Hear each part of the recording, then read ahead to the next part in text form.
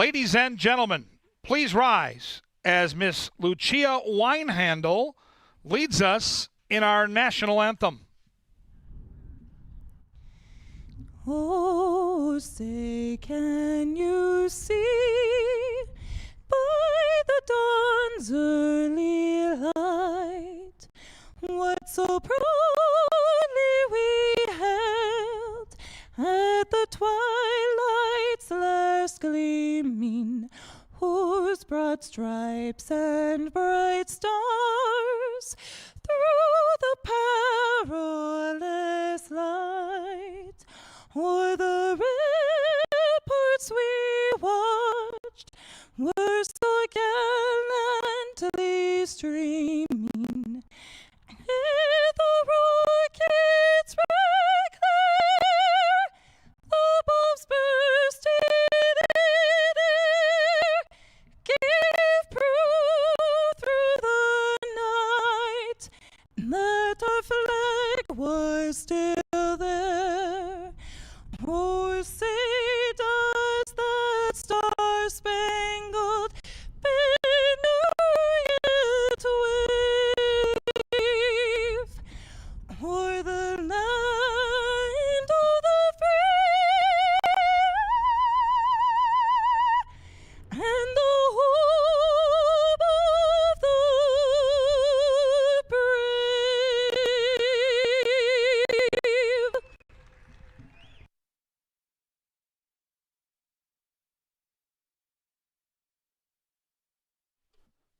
Good afternoon and welcome to beautiful Canterbury Park here in Shakopee, Minnesota, where the main track is fast and the turf course is firm.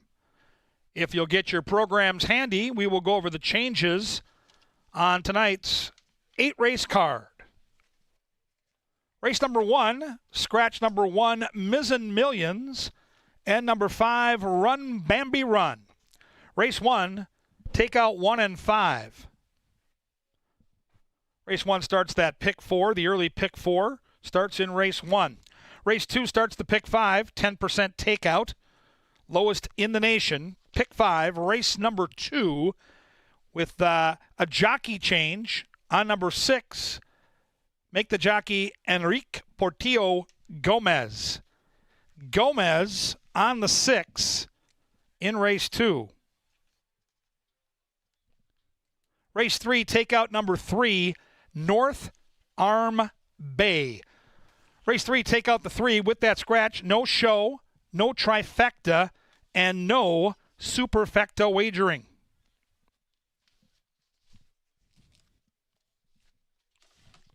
Race 4 offers no changes. No changes in race number 4.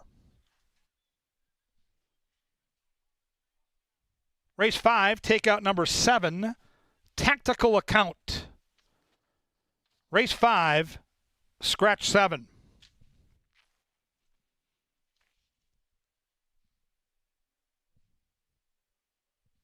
In race 6, a pair of scratches. Take out number 10, My Calante, and number 12, It's a Boy. Race 6, take out 10 and 12.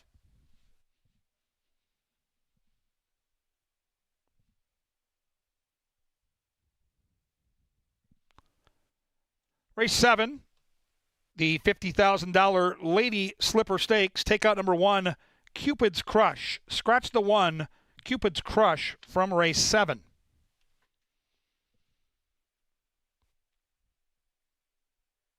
Race 8, the lucky last. Take out number 2, Lady Astrid. Race 8, scratch the 2. 8 live races. In between our 4th and 5th live races, we take in the Grade 1 Belmont Stakes, this year being run at Saratoga. Do note the track is sloppy in New York. Goes around 6 o'clock, right in between our 4th and our 5th. Pair of stakes races, fast and firm. And right now we head to the TV studio for everything important here at Canterbury. We bring on Angela Herman and Jeffrey Madej. Well, thank you, Kevin, and welcome to the First Bet Studio. I'm Jeff. This is Angela. Big day of racing here at Canterbury Park. 8 races, stakes laden. But we also have Seltzer Fest. That's right, Seltzer Fest tonight. You can sip and sample multiple seltzers, probably some ciders, all sorts of different things. So get involved in Seltzer Fest. If you want to upgrade your ticket, just stop down by the paddock. You can do that right down there. Kevin mentioned the Belmont being run after race 4, so we'll run our first 4 races. Belmont, if you want to wager on that through a teller, it's race 13 at Saratoga, which is the host of the Belmont Stakes this year. So race 13, who do you like? Well, I think for the value is what you have to assess first. The Kentucky Derby winner is definitely where the value is at right now. That's Sovereignty, and I believe he was 3-1 at last check. A lot of money. Excuse me, going to journalism early and late. I mean, he has been the horse to bet throughout this process, but Baeza has been a bit of the wise guy horse. He's been trading second choice duties with Sovereignty, but I guess I would go with him. It's his backyard up there at Saratoga, and even though it is a sloppy track, even though it tends to play against his sort of running, I mean, he's run well in speed favoring tracks in the past, too. I mean, Gulfstream Park isn't exactly a closer's paradise, but it doesn't seem like he needs to get his track necessarily as much as his trip, and I think he could definitely find it today. That's right. Sovereignty, journalism, Baeza. Something's got to give. You'll find the betting numbers in your program right after race number 4. On to our jockey and trainer standings. Harry Hernandez right on top. Yep, right on top with 10. He's had a lot of rides. You can see a lot of mounts really cumulatively for a lot of the top jockeys that we have right now. And in particular, Fausto da Silva has had a lot of good trips on the turf. He's been riding very well on that surface. Harry Hernandez has picked up 10 wins. He's only 3 ahead of him. But as we do see more turf races come into the fold, you're going to want to keep an eye on some of the riders who have been very sharp over that turf course because they do produce some of our better prices and subsequent payouts. Absolutely, and I think we'll see this battle go on throughout the summer, just like we did last year, Jose Silva Jr. and Mac Robertson. You would think so, and I mean, it's close right now. It stayed close for a good part of the early season, then things went Mac's way. I mean, later on in the season, especially when Minnesota breds are involved, and you might see that be a factor tonight. But Jose Silva Jr. definitely came to play. Unlike the jockeys, a lot of starts for Jose Silva Jr. compared to a lot of his competition, and I don't expect that trend to stop anytime soon. No, and he'll often have 2 horses in one race, so he came here ready to run. Let's take a look at the upcoming week. We start Wednesday racing this Wednesday with 9 horse races. 7 of them are for thoroughbreds, 2 for quarter horses, a couple of a derby and a futurity. But Wednesday night racing is back now, and we start at 5 o'clock. And then aside from the racing, well, we had a heck of a concert last night, sold out for celebrating Meatloaf with the Who cover band to open things up. And this Friday, Theory of a Dead Man.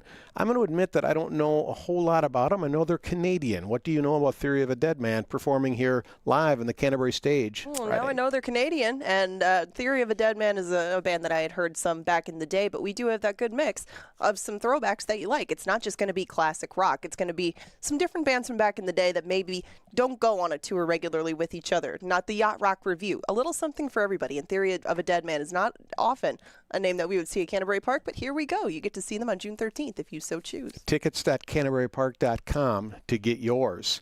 Taste of Canterbury. That comes up on June 14th. That's Saturday night. Barbecue and bourbon. These are very popular events. You get to watch racing, but also sample some bourbons and sample some fantastic barbecue from our very own kitchen. We pair Canterbury cuisine with a beverage of some sort, and it's super popular. And those, again, you can get those tickets online. Right, and be aware that there's not as many of those events this year. We've kind of pared it down to the most popular ones. Barbecue and bourbon was very popular, and it's going to come back this year. But if you want to get into these Taste of Canterbury's, get your tickets early because the opportunities are a bit more scarce this year. Father's Day is Sunday, and we've got a food truck festival. All sorts of food trucks with 1 o'clock racing on Sunday.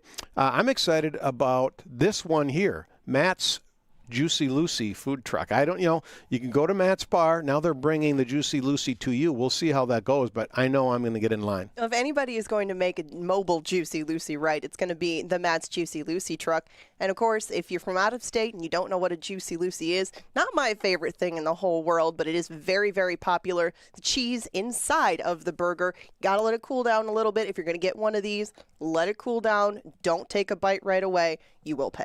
Yeah, it could ruin the entire day. And you're not a big fan of melted cheese, but you will try a Juicy Lucy. Learning a little something about both of us, I guess. And Theory of a Dead Man, all that. I am not a big fan of melted cheese, but I am a big fan of fast horses, and we do see those in the 10,000 Lakes. And we'll see them in the Lady Slipper a little bit later on, but the males will take their turn first.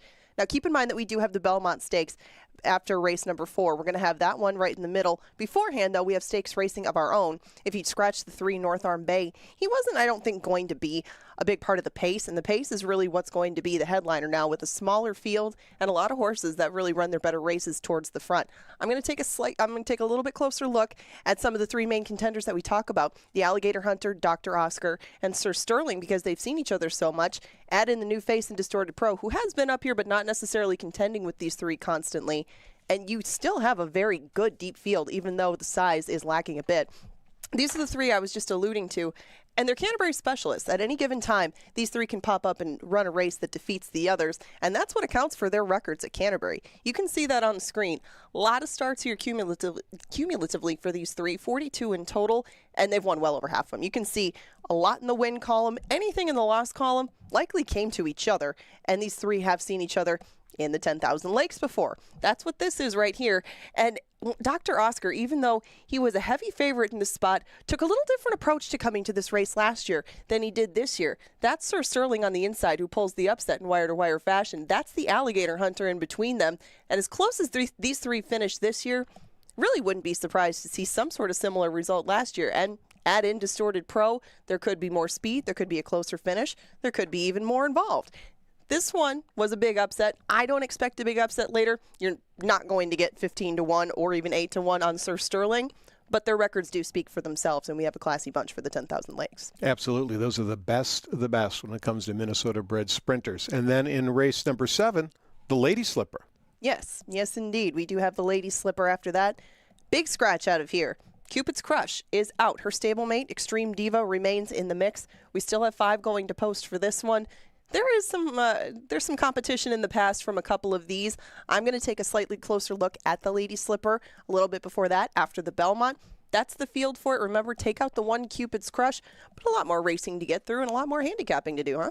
Tell us about the Pick 5. That starts in race number 2, and it's got the lowest takeout in the world? Exactly. In the universe, 10% takeout on our Pick 5. Each day it starts in race number 2.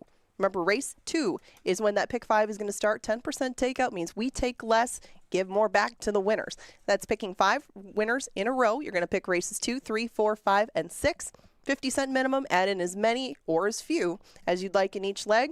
You could come out with a big winner, and these payouts have been bountiful despite the season being pretty young. Absolutely. We're thrilled to have you here with us, whether it's on site or watching on the Canterbury YouTube channel. It's a pleasure. It's a privilege that you join us. And up next is Today at the Races with Paul Allen and Kevin Gorg. And that's all brought to you by Touchdown Tile. Good luck.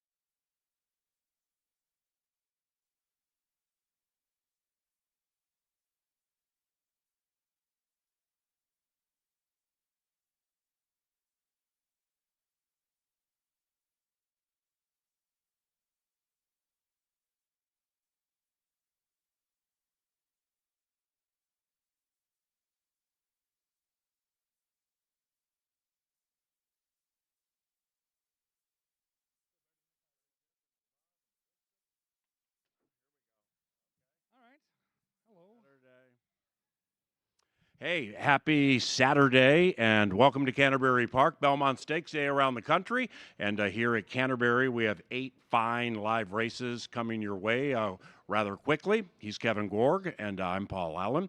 On behalf of our television department, those in the Dark Star press box, and with our management team, welcome back to Canterbury, day number 6. Now, permit us for a second to reminisce, wonder, and or wax nostalgic about an old friend. Our guy AO's Friday night. What do you think his Friday night was like? Do you think the senior vice president of racing and operations for NYRA, New York Racing Association, formerly director of racing here at Canterbury, Andrew Offerman, in the business we call him AO. I mean, he was here just a few years ago running racing here. What do you think his night was like last night with that weather and moving stakes races from Saturday to Sunday? He must have been looking at the radar all night, huh? Yeah, you know what? He's doing a great job. This guy knows the game. He knows how to run that side of the business. But this week has been a grinder for our friend AO. And he has the worry gene. Power outage on Thursday. They had to stop racing for an hour. Oh, yeah. And then you get the storms today in New York where the track comes up sloppy. They can't even run on the turf. You don't see it every day, but they moved a couple of grade 1 turf races onto tomorrow's card because they could not run safely today. So his week has not been a lot of fun, and that's why he makes the big bucks. He's awesome at what he does. We're thinking of him. We're loving his product. And around 6 o'clock, we're going to take in the Belmont from his track at Saratoga. Yeah, so we're going to run 4 here, pause. We're going to pause, and then we're going to have the Belmont Stakes. This one is cool. It's not super big on numbers, but, man, is it long on intrigue. Sovereignty, the winner of the Kentucky Derby, as you heard perhaps Jeff and Angela talk about. But Sovereignty looked big time in winning the Derby. Journalism looked maybe bigger time in winning the Preakness. There's this horse named Baeza, where if you watch back the Kentucky Derby, he had like 19 different types of problems, and he came flying late. Plus, Rodriguez could be lone speed. You got Irad Ortiz in the race. Make sure you bet this one today. It's going to be fun. It's going to be a lot of fun. And, the 2 heavyweights in this crop of 3-year-olds all year long, through the preps in the end of winter into the spring, everybody kept talking about journalism and sovereignty, and they lived up to the hype on the first Saturday in May. They both ran their races. You mentioned Baeza with the troubled trip, and now you get to see the Derby winner and the Preakness winner, along with the horses you mentioned, settle it today in what should be a great rendition. And to me, the sloppy track isn't a real problem because the big 3 already handled the slop in Louisville in the Kentucky Derby. So now it's just going to be mano a mano for the best horse and the biggest race on this stage. It's going to be incredible. And for me, the value in the race still is Sovereignty. I thought he'd be co-favored. I thought, again, journalism 8-5, Sovereignty 9-5. And as the betting stands now, and we've got over $5 million into the betting pool, 9-5 on journalism, 3-1 on Baeza, 3-1 on Sovereignty. My hands are tied. I'm going right back to the Derby winner. Okay, now, speaking of Canterbury ties, we mentioned our dear friend AO, Andrew Offerman. He runs racing in all of New York. It's an elite job. It's a hard job, and he does extremely well at it. Another Canterbury tie from the Downs days, jockey Mike Smith, Horse Racing Hall of Famer. Bob Baffert, Triple Crown races, Bob Baffert. Smith rides Rodriguez, who might get out there and try to steal this thing and be lone speed. What do you do with Rodriguez? Well, we just watched Fierceness. Couldn't get by Raging Torrent, who had lone speed in the most recent grade 1 that just went off as we were walking downstairs. That track right now is switched. Early in the day, I thought Closers had quite a sizable advantage. Last couple races, it's been all speed. So now, if Smith is able to get Rodriguez loose on the front, he's capable on the front end of running a 105. A 105 likely puts you in the winner's circle today, and he's 6-1. So certainly some intrigue around this Belmont Stakes. All right, Dark Star, God rest his soul. Because we are Dark Star raised, the self-deprecation is no problem for us. So therefore, FICA, Fairness in Canterbury Park Act. We've run 5 racing days this year. I think 6 times into this microphone, because Kevin and I have been here every single day in this touchdown tile hot tub doing the show. I've said 6 times I'm making a win bet on this horse, and I'm 0 for 6. I mean, not one of them has won yet. I am making a win bet in the Belmont. It'll be a big bet as I go on number 2, Sovereignty. I mean, he wins the Derby, perfect trip, I get it. We know what we saw, but then he was freshened. He didn't go to the Preakness Stakes, which kind of sucked because we might have a chance for a Triple Crown now. But he got freshened like they do with nice horses. And 3-1, I just don't know what I'm missing here. Well, the pace. I mean, there isn't a ton of early speed. He got that great setup in the Kentucky Derby with 19 horses. The pace is going to be much, I think, more on the mild side today. But you're right. Not only did Sovereignty get those 5 weeks off, but he's stabled at Saratoga. That's his home. So home track advantage, been sitting there working out. Bill Mott, Hall of Fame trainer, has him working brilliantly. Again, it's a value play for me. If there are no odds involved, I still think journalism might be the best of this crop. I really do. Yeah. After what I watched at the Preakness, that was a freaky effort. Incredible win. The 3-1, wet track, everything adds up today. I think Sovereignty lays way back early. I think someone has to press Rodriguez, which makes the pace at least honest, if not crazy. By Mouse. By Mouse. And that's Sovereignty for me. Oh, goody. Mr. Matson, Pete Matson, one of our Hall of Fame owners, has arrived in the crowd, which means about 5 minutes from now, I'm about ready to lose a friend. Let's start. Let's start. We'll get to the third momentarily. Let's start handicapping Fast Main Track Firm Turf Course here at CBY. We have one pick 5 at Canterbury these days. It begins in race number 2. We have a pick 4 with race number 1. Scratch numbers 1 and 5. 1 and 5. I picked this one 3, 2, and 7. 3, 2, and 7. KG and the third member of the Steam team, Angela Herman. They're both all over number 6, Teardrop Tiara.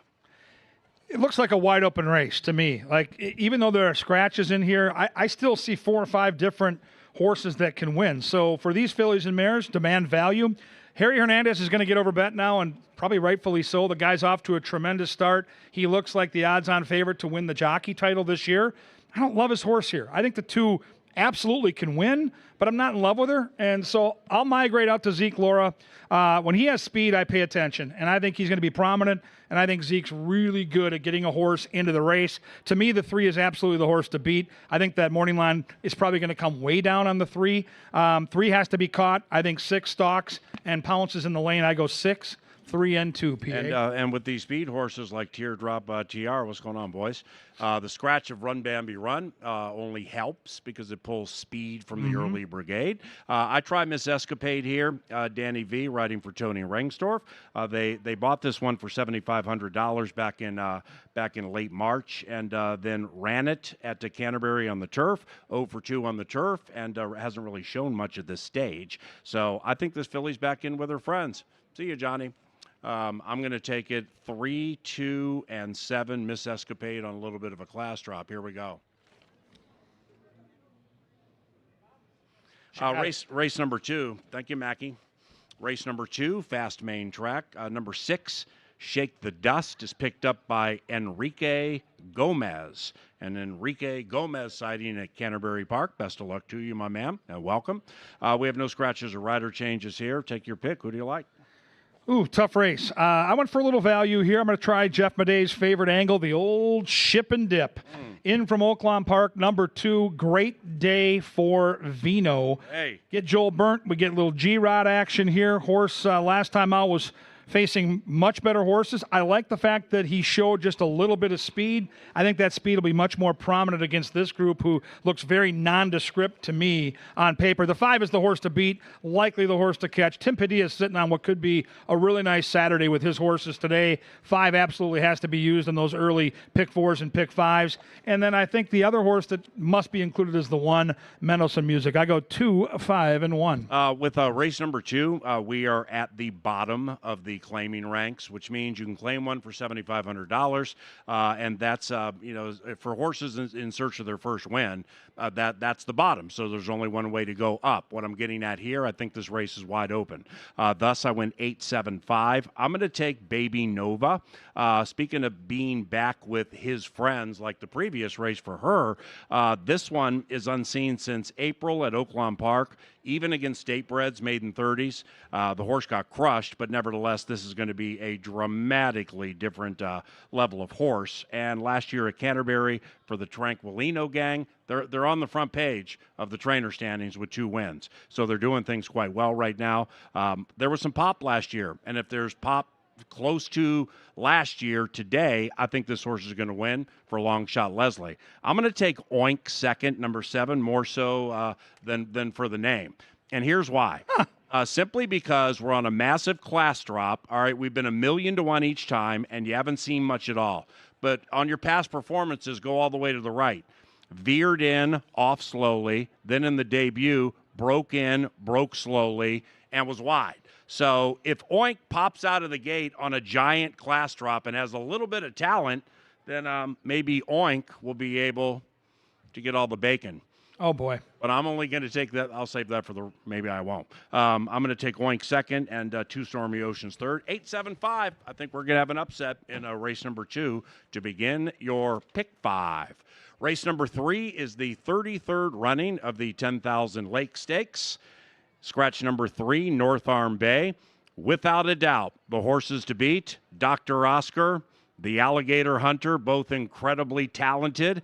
Dr. Oscar, why don't you tell us how he's going to operate his way to victory? Well, he needs to be a different horse than when we last saw him here in Shakopee, because this is something I've never seen in all my years handicapping horses here in Shakopee. Really good horse. I mean, you can see the earnings. Take a look at this. And this is something. It's An awful lot of bosses around here right now. I don't like it. Are we getting fired I don't before understand. the Belmont? When I see Randy out here for the pre-race show, I Right. get a little nervous. Yeah, if the boss is here, can I cancel my sovereignty bet so I can at least take the cash before we're asked to give our card keys in? Anyway, go ahead. So Dr. Oscar, the last time he raced here, back-to-back losses at 10 cents on the dollar. That's pesky. I mean, that is something you just don't see in horse racing ever. Horses get beat at 1-9. They don't get beat back-to-back at 1-9.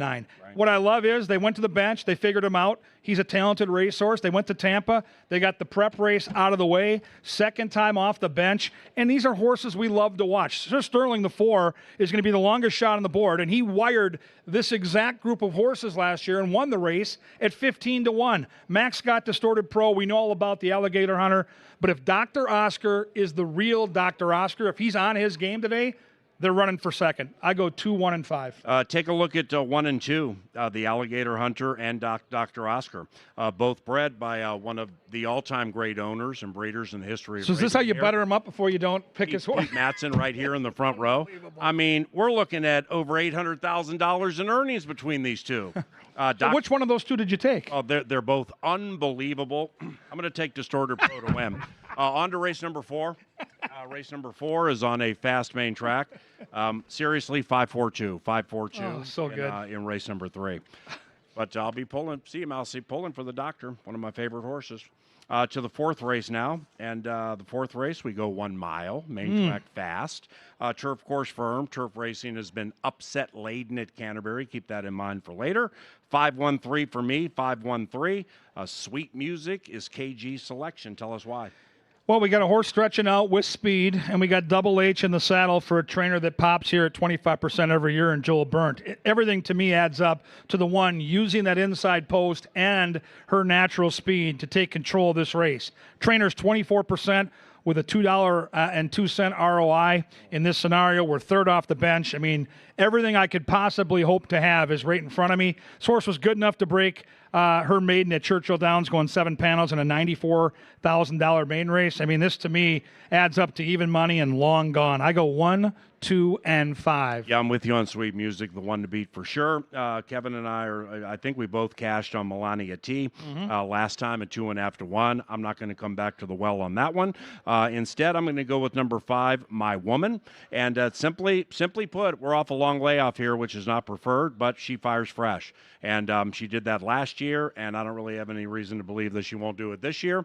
And I think there are going to be some horses in here like the one who get a little overbet. Sweet Music is the one to beat for sure. But I'm going to go 5-1-3, 5-1-3 in race 4. Race number 6 begins the second of 2 pick 4s. That's a 50-cent wager.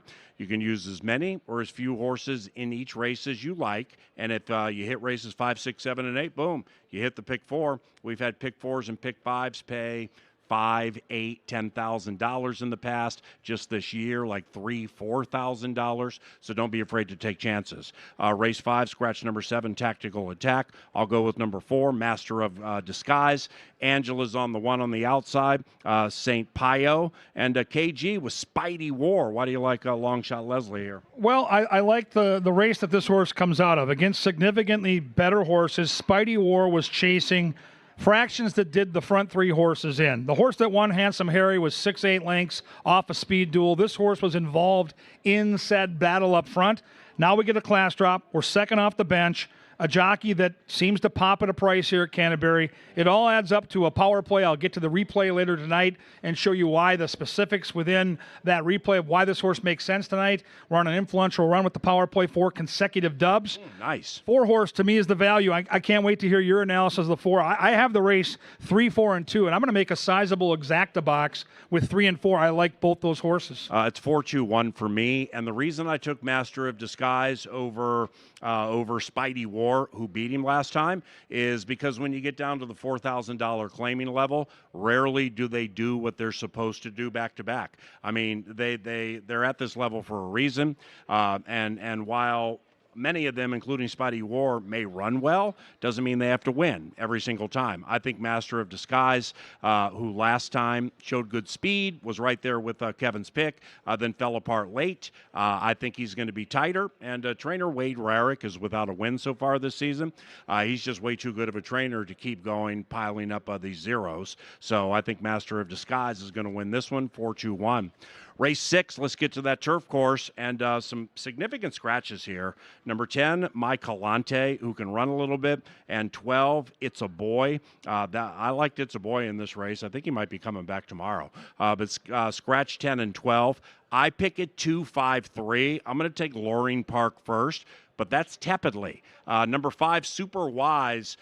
Can be very good at making things interesting, but not getting over the hump. But I think this one's going to be 8 or 10 to 1. So I'm going to use number 5, Super Wise, in exactas and trifectas.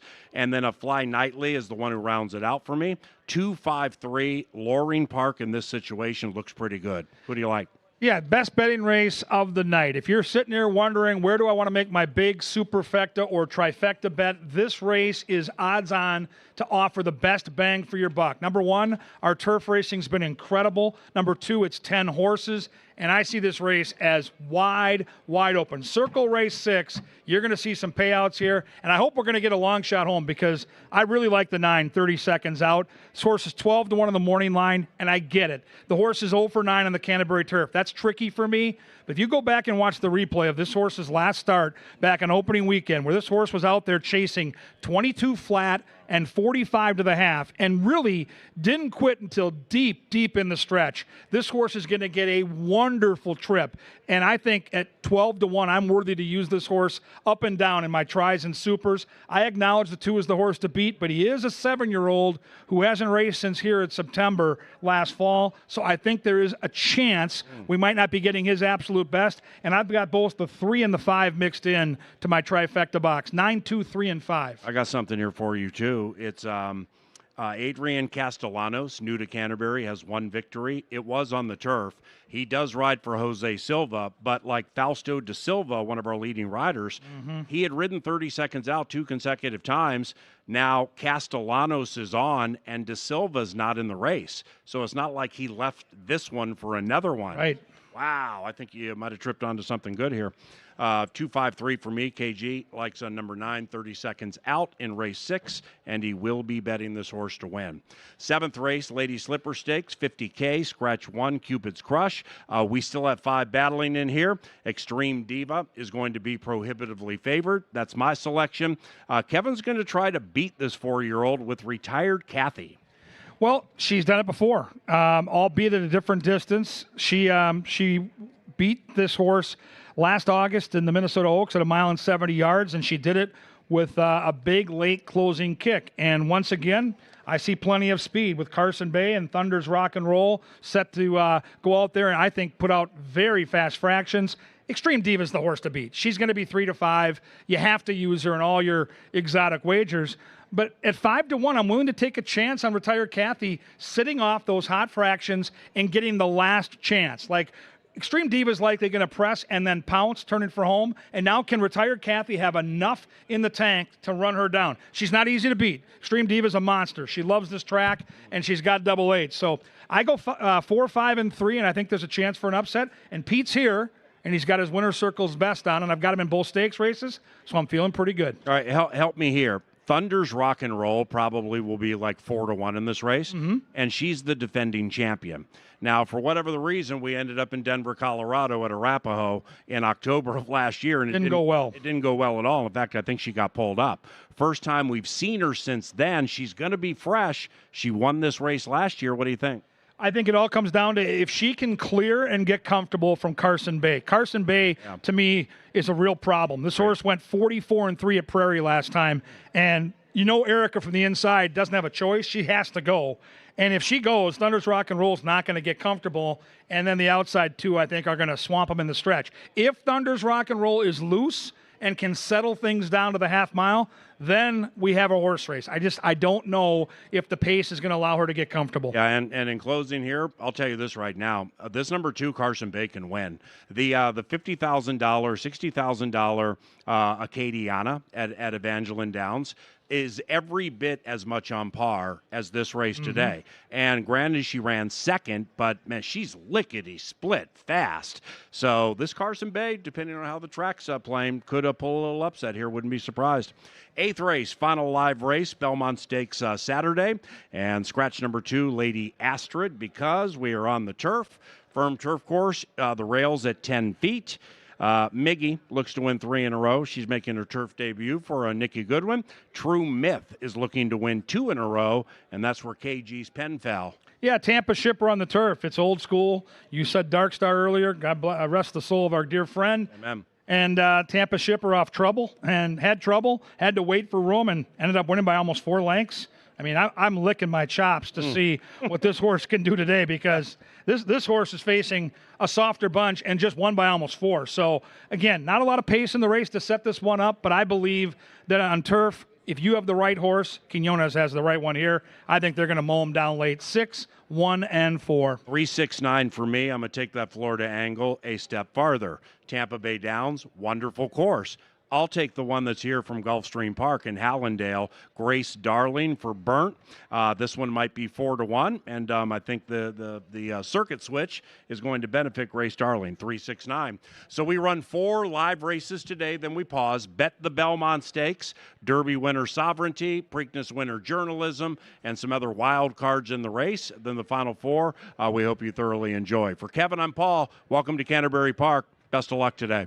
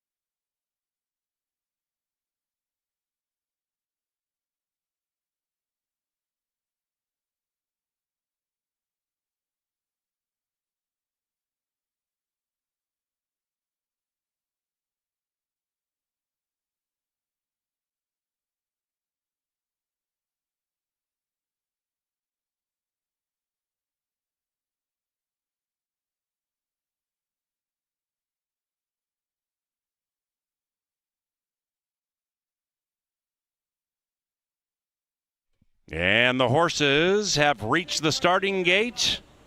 It is now post time for the first at Canterbury Park.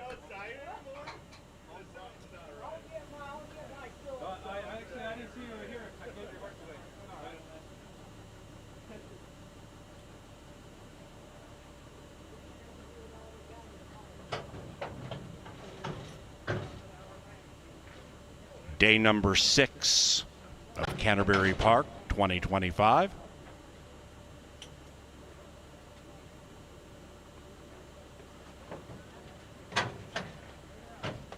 One out.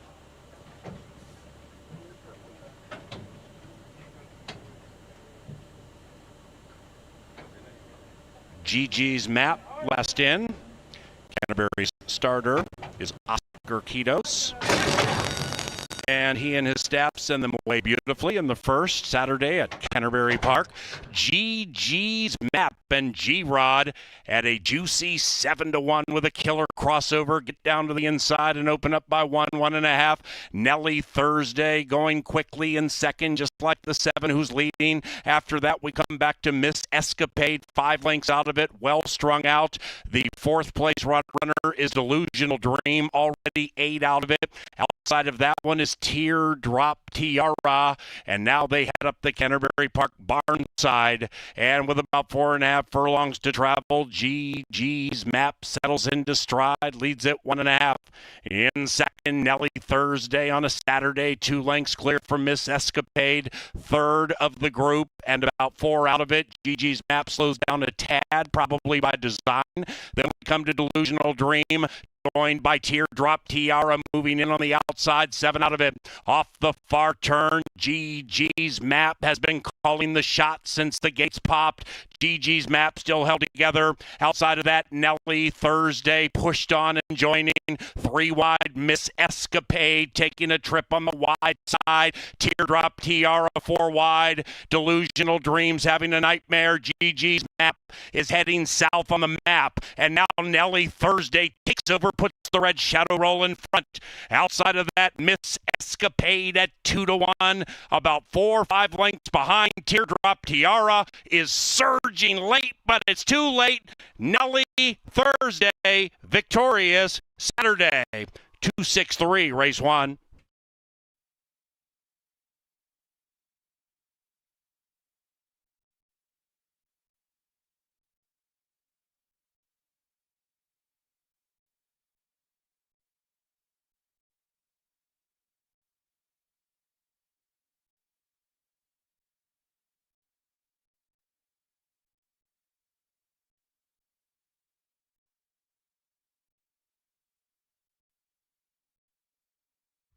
Ma.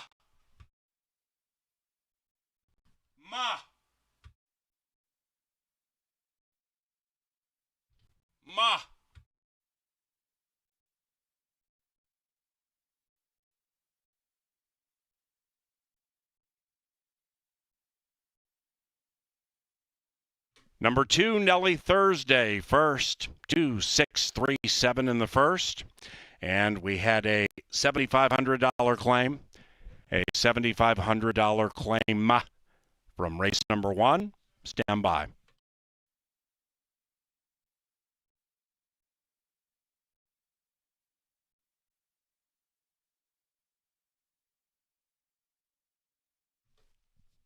The 3rd place finisher, Miss Escapade, claimed for $7,500. The new trainer, Patrick Fields.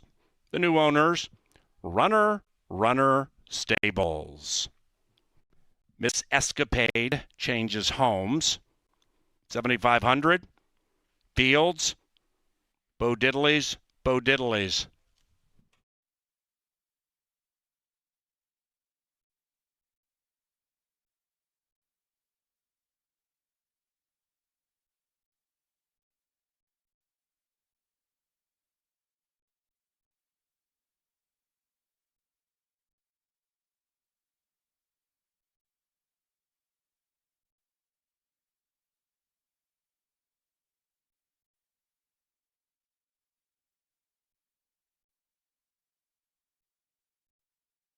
And the first race is official. Now we head to the second, and in race number 2, number 6, Shake the Dust, now ridden by Enrique Gomez. Race 2 begins the Canterbury Park Pick 5, 50-cent wager. Tab races 2 through 7 and hit the Pick 5.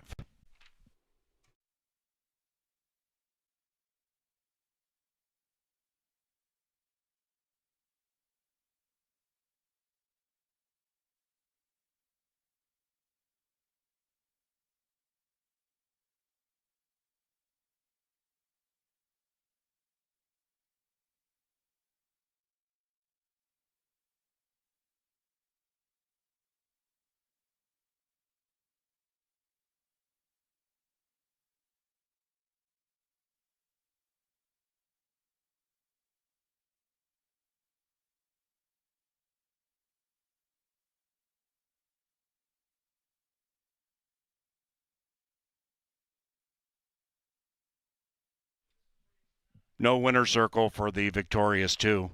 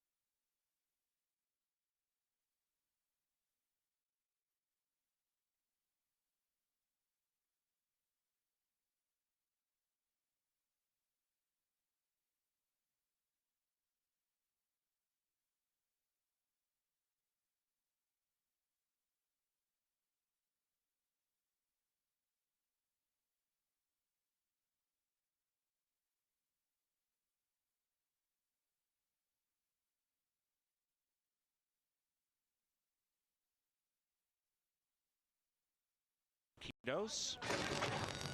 And he and his staff send them away beautifully in the first Saturday at Canterbury Park.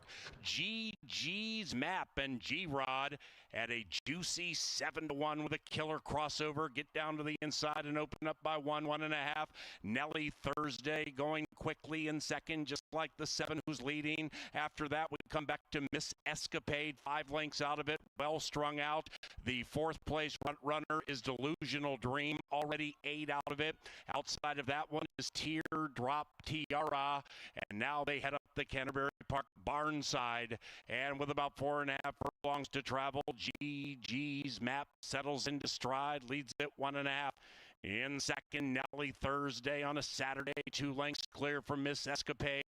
Third of the group and about 4 out of it. GG's Map slows down a tad, probably by design. Then we come to Delusional Dream, joined by Teardrop Tiara moving in on the outside, 7 out of it. Off the far turn, GG's Map has been calling the shot since the gates popped. GG's Map still held together. Outside of that, Nelly Thursday pushed on and joining. 3 wide, Miss Escapade taking a trip on the wide side. Teardrop Tiara Tiara 4 wide. Delusional Dreams having a nightmare. Gigi's Map is heading south on the map. And now Nelly Thursday takes over, puts the red shadow roll in front. Outside of that, Miss Escapade at 2-1. About 4 or 5 lengths behind. Teardrop Tiara is surging late, but it's too late. Nelly Thursday victorious Saturday. 2-6-3, race 1.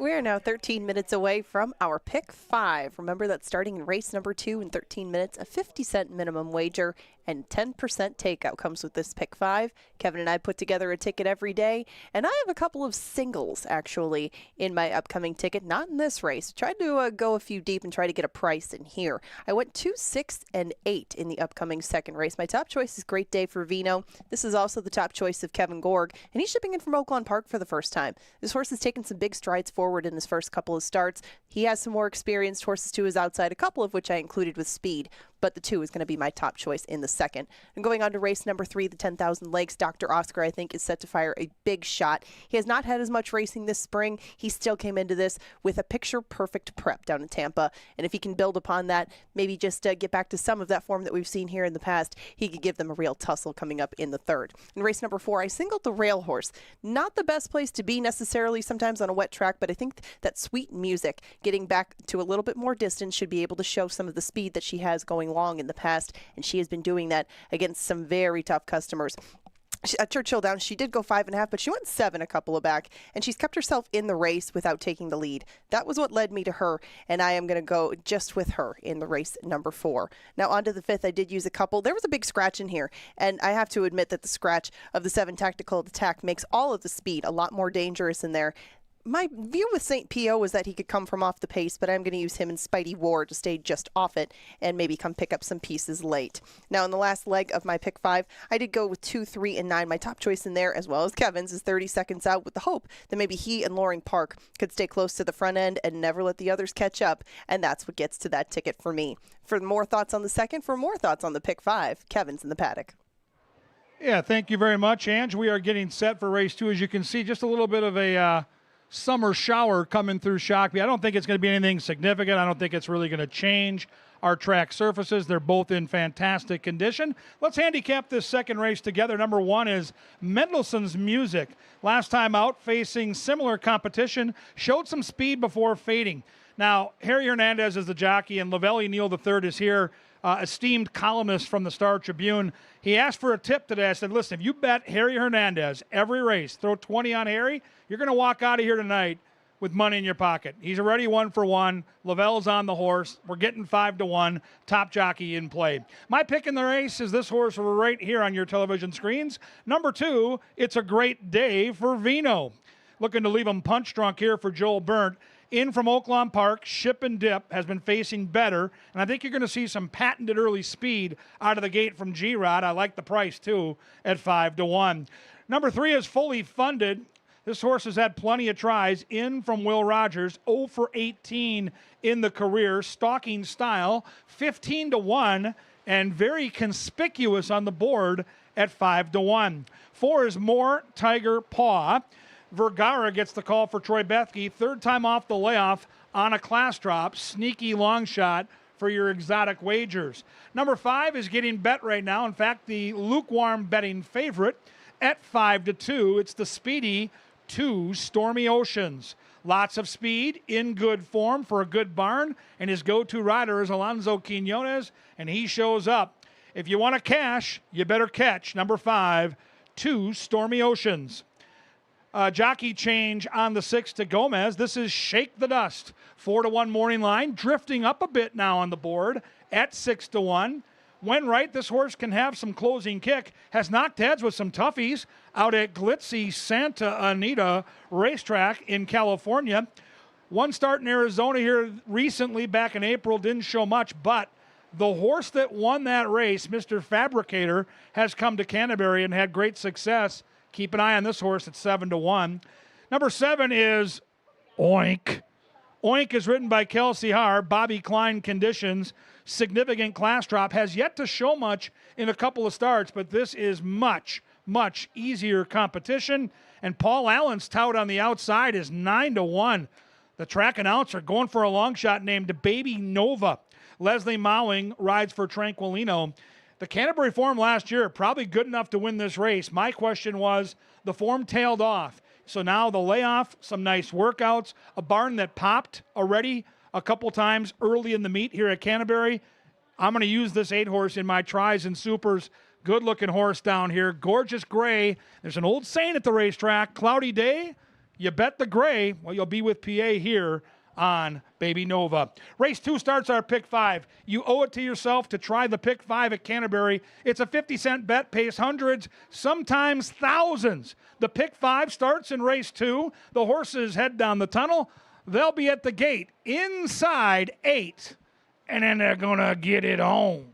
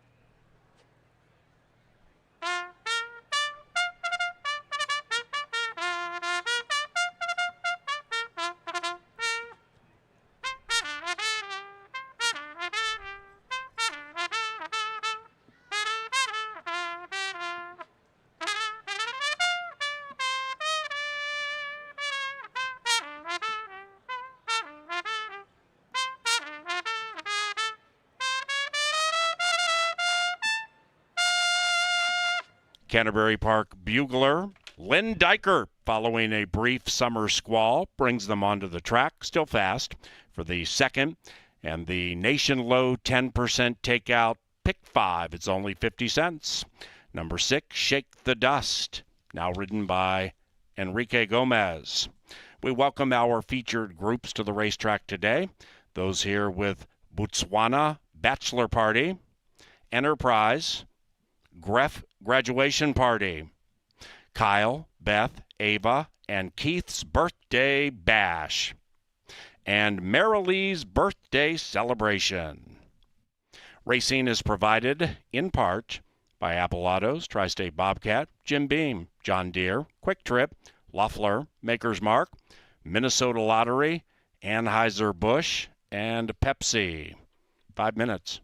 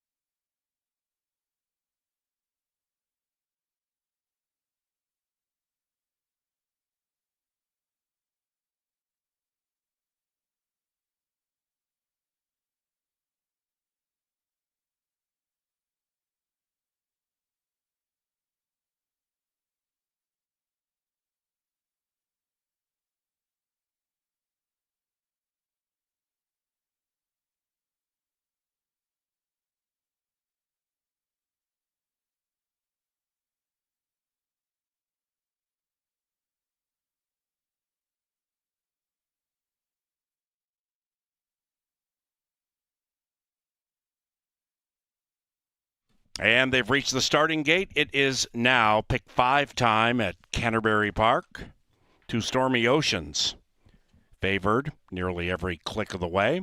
Race 2 provided by Apple Autos, the official vehicle supplier to this racetrack, and also Comcast Xfinity.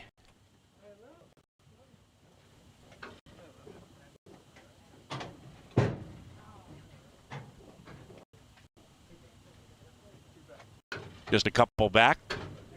More Tiger Paw and Baby Nova. Main track fast, despite a spring-summer squall in Shakopee right now. Baby Nova, 8-1. To Stormy Oceans now 6-5. 8 in the gate, pick 5 time.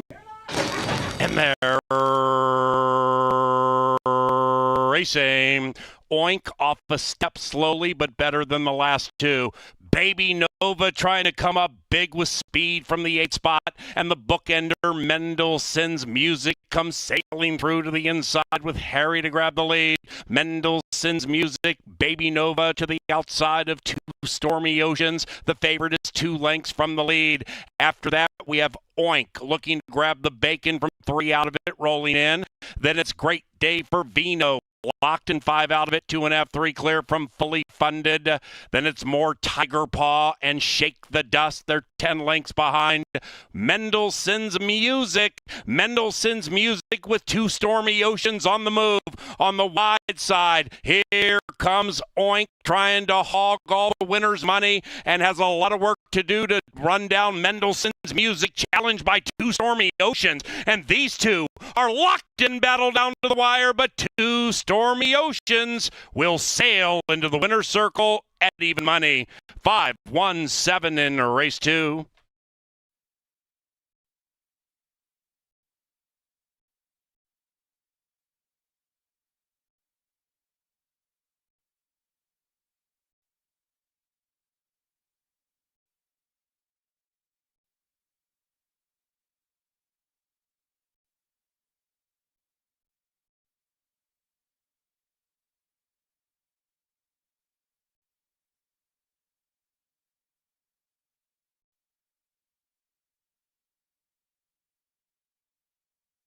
Number 5, 2 Stormy Oceans first in 104.95. It's 5-1-7. And a photo for the bottom part of the superfecta. Hold all tickets.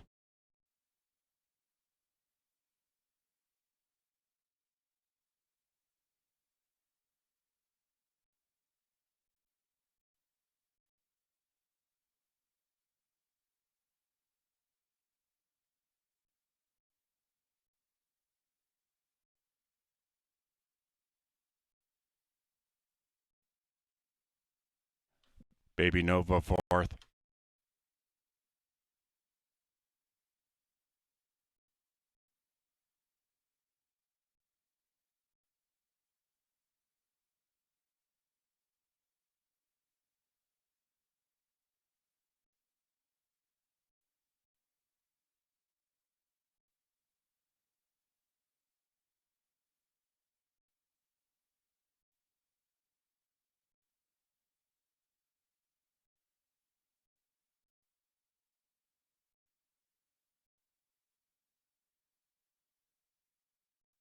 Race 2, official. 10-cent superfecta, 5-1-7-8, 26 and change. 50-cent trifecta, 5-1-7, $23.45. Now the third race is the first of 2 stakes races today. This is the 10,000 Lake Stakes for 50 grand. It's the 33rd running. Scratch number 3, North Arm Bay. No place, show. Make that no show, trifecta, or superfecta wagering. We do have win place. No show, trifecta, or superfecta wagering on race 3 in 20 minutes. And into the winner's enclosure to Stormy Oceans and Alonzo Quinones. To Stormy Oceans is owned by Barbara Waite and Tim Padilla. The winning trainer, Tim Padilla.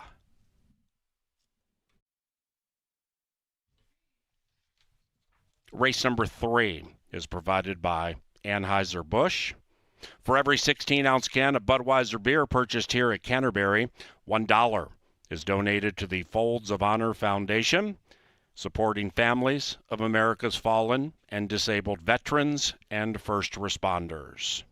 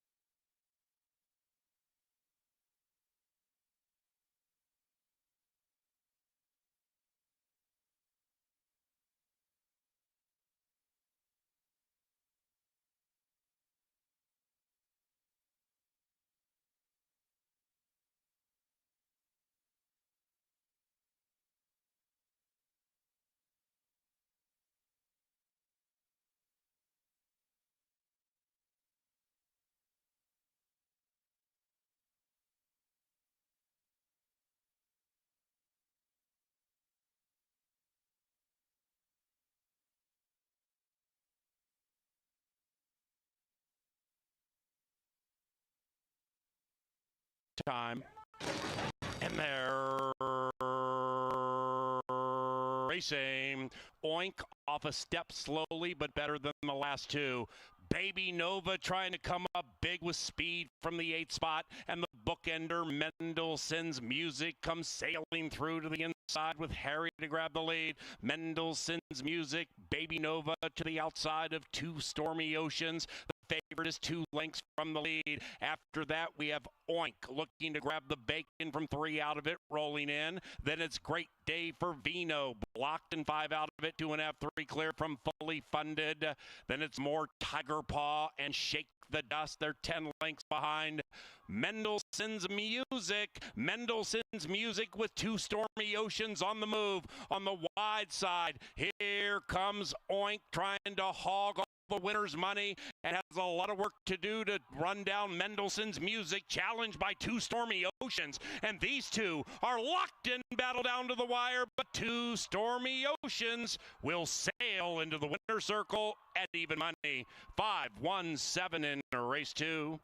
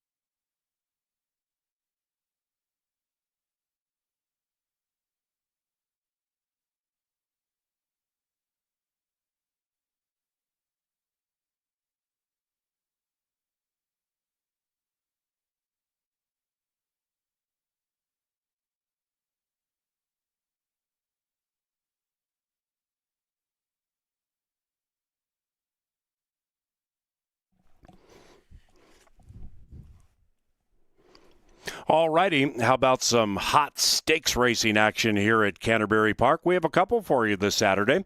And this one right here is the 33rd running of the 10,000 Lake Stakes. What's compelling? A lot. But first and foremost, the defending champion, Sir Sterling's in here. And he goes against the one that won this race 2 years ago, Dr. Oscar. Should be a humdinger. Down to the paddock. Let's handicap it with Kevin and Angela. Yeah, thank you, PA. These races always so much fun to handicap for cappers like Ange and I. We probably don't even need the racing form. We've seen these horses run dozens of times, and you get the PPs, as we call them. Last weekend, you started looking at this, and you can tell it's going to be another race where they're just going to go toe-to-toe. These are race horses, man. These are the best of the best bred here in Minnesota, Ange, and I can't wait to see them lock horns. Well, and they have such impressive resumes, all of the four of them, and you really can't poke a hole in it with the conditions of the track, with the local course, with where they drew in the gate. I really think that if they drew it up exactly how they would like it, they wouldn't make too many changes. So this could become both a rider's race and a race with a little bit of luck involved for whoever comes up victorious, because it is a fairly evenly matched group, just who's in the right place at the right time. How much value do you put in race recency? Because these owners have to come to Minnesota keeping their horses fresh because they're Minnesota breds, and they make their money from May until September here at Canterbury.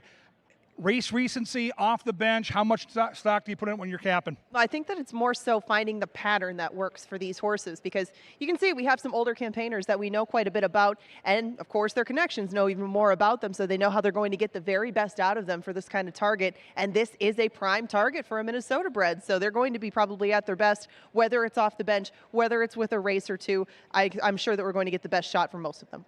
The guy on your screen right now is the Alligator Hunter. He's won 12 of his 20 starts at this racetrack. And Ange, I got to tell you, I'm a little surprised he's 4-1.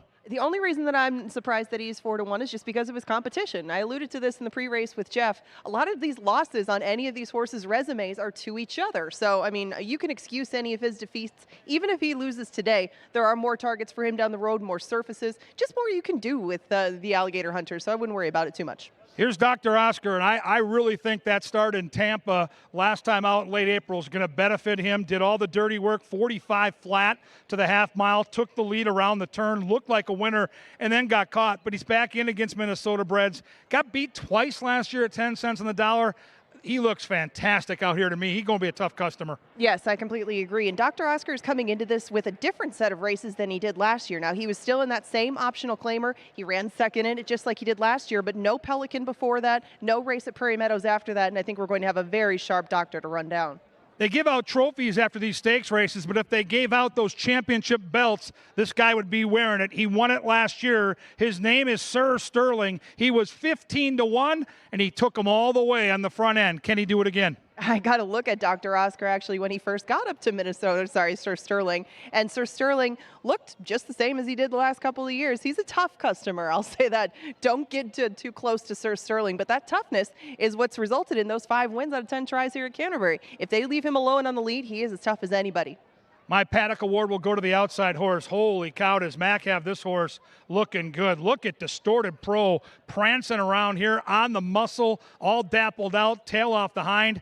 If you're new to the paddock and wonder what we look for and how a horse looks physically, take a good look at the 5 because that's as good as it gets. And Distorted Pro is probably one of those ones that wants to be fresh coming in here. You can see the last few times that he has been laid off and come back to the races, he has fired a sharp shot. And as you indicated, his looks are definitely indicating that another one of those sharp races is coming from Distorted Pro. And he has some tables to turn on some in here. Wouldn't be surprised to see him do it at 2-1. Looks like a battleship with legs, my goodness. With that scratch of North Arm Bay, no show, no try, no super. It's the $50,000 10,000 Lake Stakes. Someone's going to roll into the history books. You can cash a bet and celebrate with them. Race number 3, the first of 2 great stakes races tonight. They head down the tunnel. Soon they get the bugler, Sir Leonard Dykert, and the call to the post. Good luck.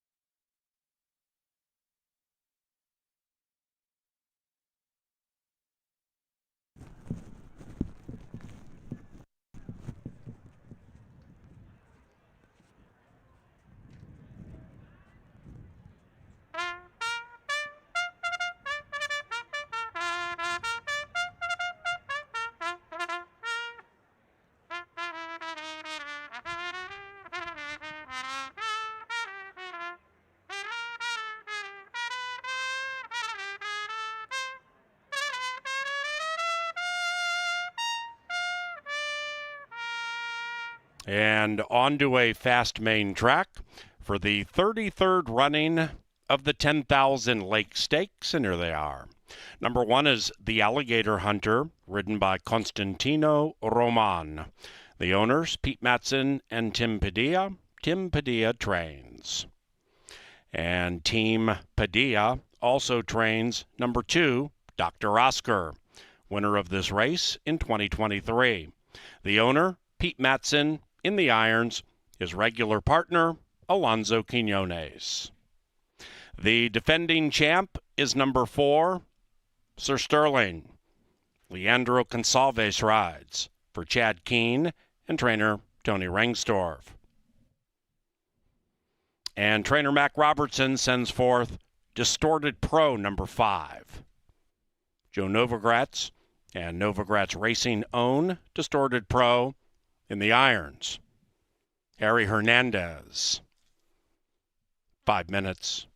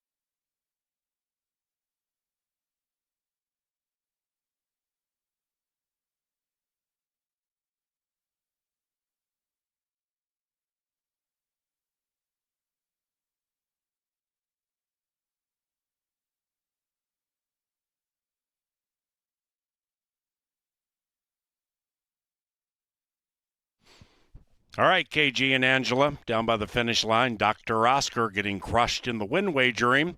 The 10,000 Lakes is soon. Let's handicap it. What's going on? Yeah, PA, we're going to be right down here at the finish line where history is made in these stakes races. Someone's going to run into those history books. Last year, maybe there was some disrespect for Sir Sterling. The jockeys let that horse dictate terms, and even though it's a small field, I don't think the 1 and 2, the Alligator Hunter and our horse, Dr. Oscar, are going to let Sir Sterling get loose. Distorted Pro could reap the benefits if those three hook up, but I just got a feeling that it's going to be a different scenario this year. I just think that they can't go head-to-head with each other, and whatever plan they've worked out, it's not going to take too much of a toil on either one of them. The fact that they drew next to each other could be considered an advantage. You know what you're working with to the horse just to the inside or outside of you. It's just what tactics either one of them decide to take, and I would think with Dr. Oscar being to the inside of Sir Sterling and Distorted Pro, he's going to make them try to beat him, and that's never an easy task for him. And you look at the betting board right now, the odds, because it's a small field, probably aren't juicy in terms of win odds. But if you like our horse, or maybe you like Distorted Pro, who's getting bet at 2-1, you can key these horses in a daily double. You can key them in a pick 3. But boy, the bottom line is, Ange, it feels like when they turn for home, these 4 horses are going to be clumped together, and it's going to be a humdinger down to the wire. You think so, and with the quality of this field, I wouldn't expect all 4 of them to be maybe less than about 2 lengths from each other at the finish. All right, PA, they've warmed up brilliantly. The racetrack took that moisture perfectly. It's a great setup for the first of our 2 stakes races. And don't forget, we still got the Belmont Stakes to split the card. What a day. And the 4 have gone behind the gate for the 10,000 Lake Stakes. Thank you very much, Angela and Kevin. Dr. Oscar 1-2. This race first was run in 1991. Mark Sellers was the winning rider for trainer Percy Sherbensky. Aboard Quiet I'm Thinking. Quiet I'm Thinking won the 10,000 Lakes at Canterbury Downs and Canterbury Park, having won it in 96 with Randy Shack riding for Percy. Sir Sterling is the defending champ. He's next in. Dr. Oscar won it in 2023. He's number 2. The Alligator Hunter was in a dead heat for victory in the 10,000 Lakes in 2022. And he's number 1. The racing in the 10,000 Lake Stakes, and the Alligator Hunter comes out fast. So does Distorted Pro. Dr. Oscar, the 2023 champion, 5 out of it, and behind him, last year's winner, Sir Sterling, who's being pushed on a bit by Gonsalves in the early stages.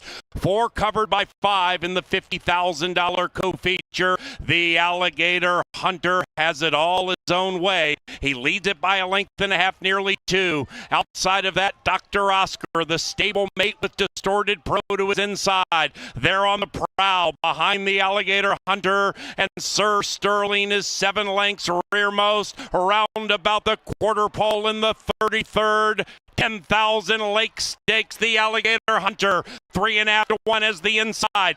Dr. Oscar to the outside, Distorted Pro between them has to give more. The Alligator Hunter continues to show the way. The Alligator Hunter upset on his mind, and the Alligator Hunter and Constantino Roman are the 10,000 Lake Stakes champions.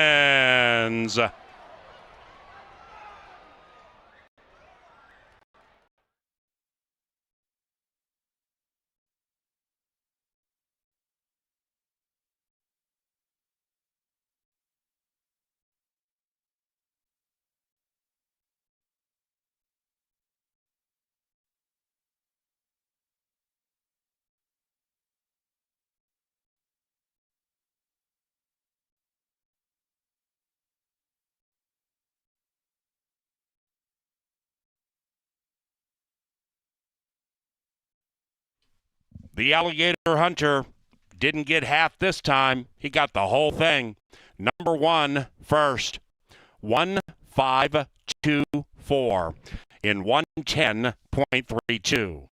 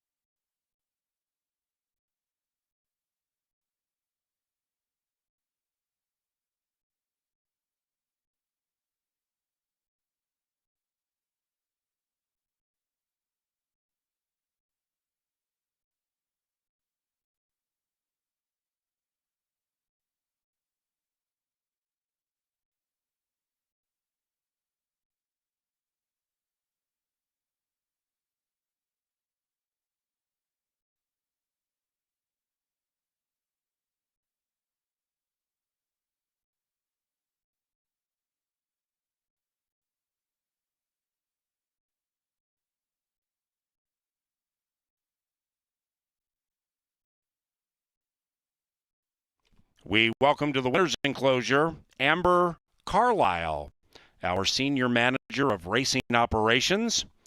Amber is making the trophy presentation to the winning connections of the 33rd 10,000 Lake Stakes. It's the Alligator Hunter and Constantino Roman. The winning owners, Pete Matson and Tim Padilla. And the winning trainer, Tim Padilla. The Alligator Hunter is a 7-year-old chestnut son of Overanalyze out of Garden Gloves. Bred in Minnesota by the winning owners, Pete Matson and Tim Padilla.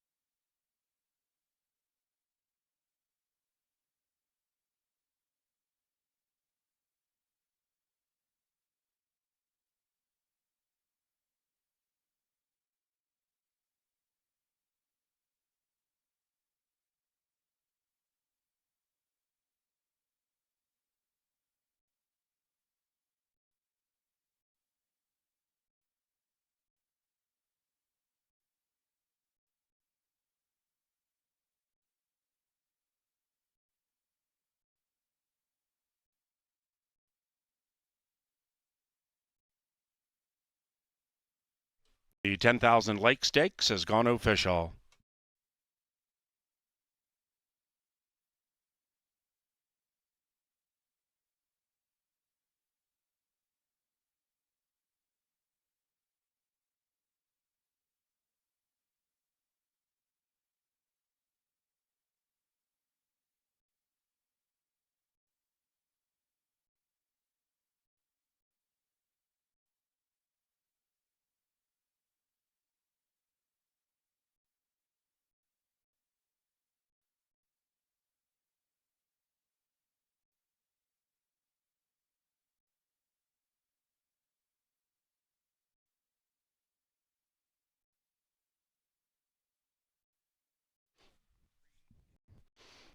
The co-winning owner and breeder of the Alligator Hunter, Pete Matson, is in the winner's circle with Angela.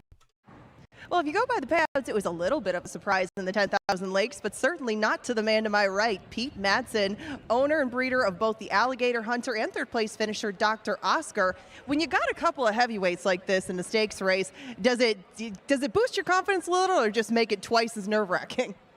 Probably twice as nerve-wracking. They're both nice horses. We like them both to win. And when Could you have been a dead heat. Well, maybe we'll get that next time. But he broke so sharp, and sometimes this horse has been a character down the stretch, but he did everything right from start to finish today. Yeah, and he ran fast too.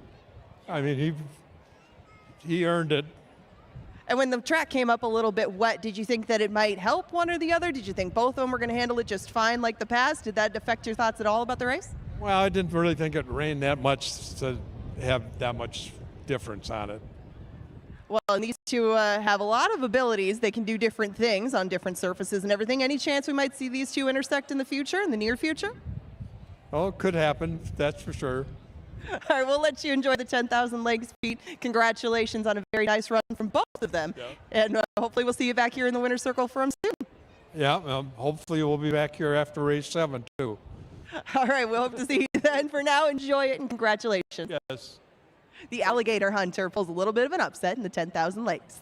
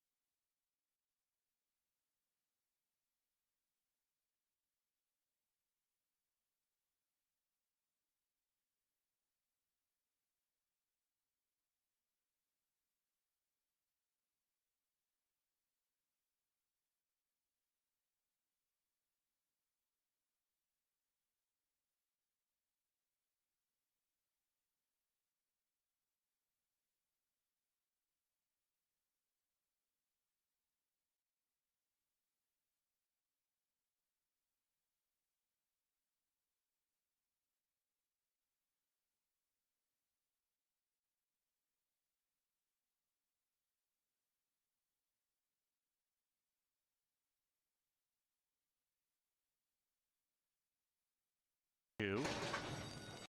And he's number 1. And they're racing in the 10,000 Lake Stakes. And the Alligator Hunter comes out fast. So does Distorted Pro. Dr. Oscar, the 2023 champion, 5 out of it. And behind him, last year's winner, Sir Sterling, who's being pushed on a bit by Gonsalves in the early stages. 4 covered by 5 in the $50,000 co-feature. The Alligator Hunter has it all his own way. He leads it by a length and a half, nearly 2. Outside of that, Dr. Oscar, the stablemate with Distorted Pro to his inside. They're on the prowl behind the Alligator Hunter, and Sir Sterling is 7 lengths rearmost, around about the quarter pole in the 33rd. 10,000 Lake Stakes, the Alligator Hunter, 3.5 to 1 is the inside. Dr. Oscar to the outside, Distorted Pro between them has to give more. The Alligator Hunter continues to show the way. The Alligator Hunter upset on his mind, and the Alligator Hunter and Constantino Roman are the 10,000 Lake Stakes champions.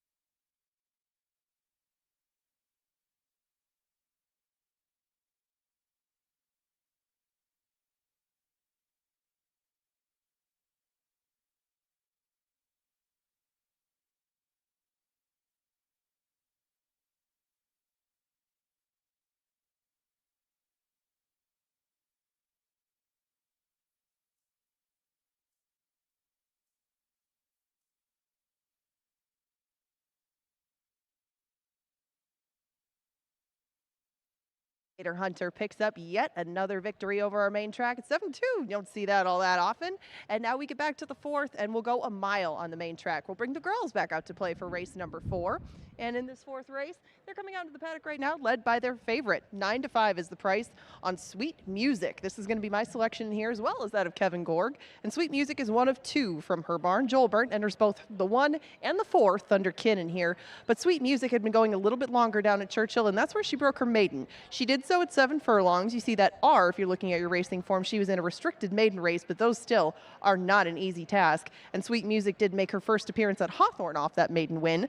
And while she was running in allowance races, her stablemate, the 4, was running in a claiming race. I kind of use that as a yardstick for what they might have thought of these two as newly turned 3-year-olds. And Sweet Music does have some pedigree to be a good 2-turn sort of horse. And Joel Burnt in particular is really good stretching horses out at Canterbury. 5 for his last 9, stretching them out on dirt. And that's what she's going to do today. And she is 9-5.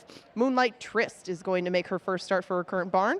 She has been in quite a few up to this point. David Hoffman's, Dean Peterson, George Papapadromu, and then Justin Evans all train this filly. And she has just that 1 win, but only 8 starts to show for it. She's 6-1. And again, this is going to be her first start for the current connections. I would think maybe she would like a different sort of track or maybe a little bit more pace, as she is a horse that comes from out of things. But she was sprinting when she was coming from off the pace too. This will be her first try at 2 turns, and Moonlight Tryst maybe just a little bit closer by default. 7-1 is the price that you get on another filly that's going to navigate 2 turns for the first time. That's Atomic Habits, and she is coming out of her maiden win. That was a $25,000 claimer at Tampa, but it was going 6.5 furlongs. It wasn't that much shorter than the assignment that she's asked to go today, and she came from just off the pace.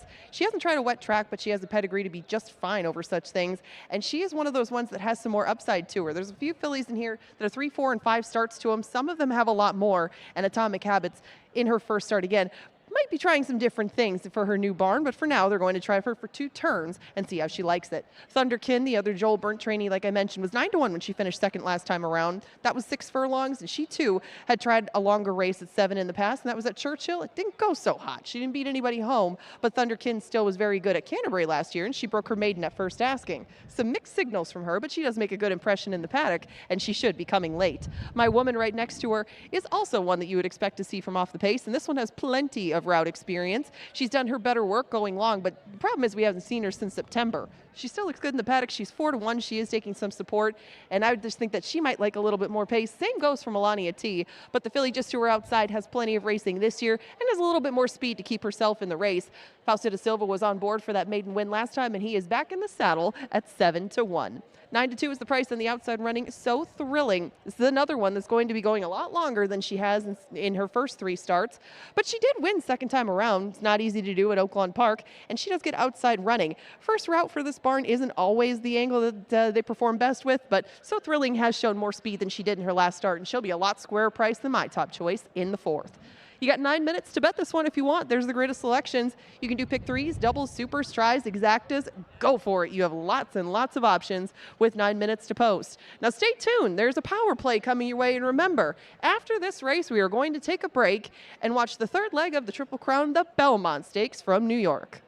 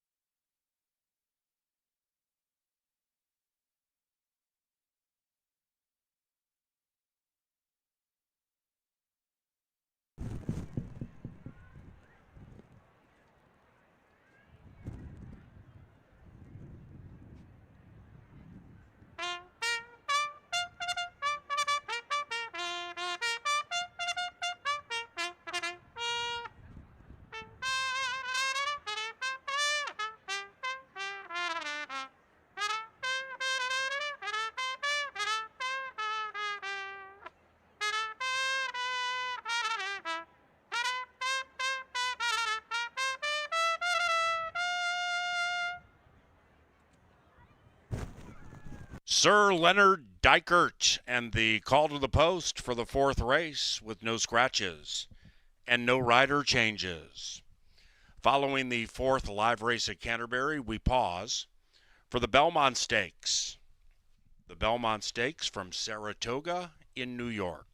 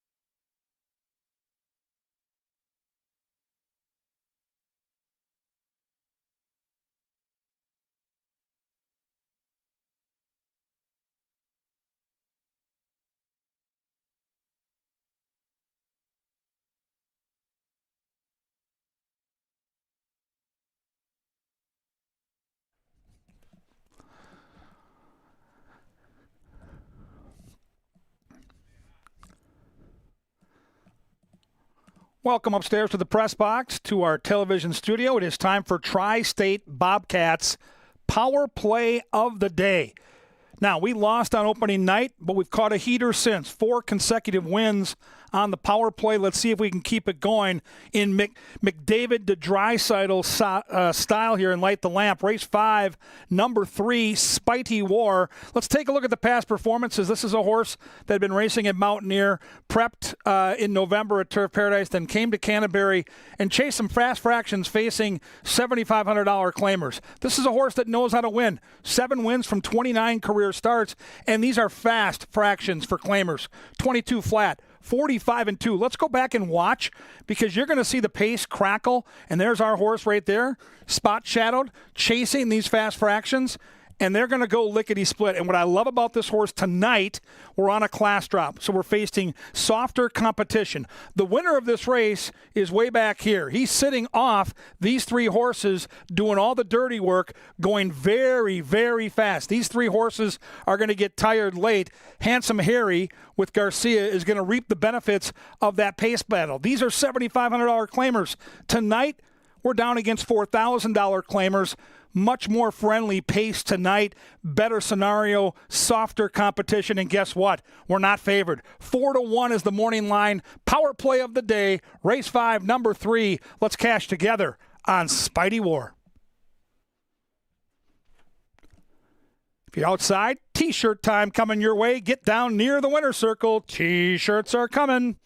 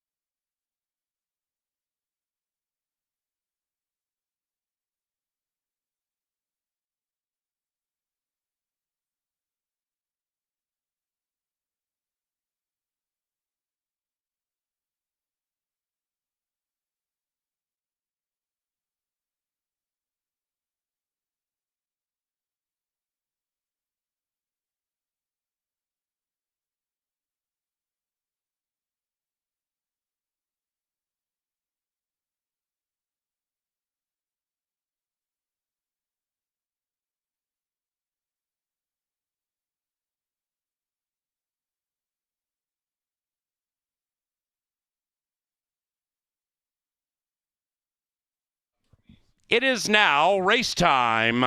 Into the gate for the fourth. This one is courtesy of Jim Beam Bourbon. Elegant, smooth, refined.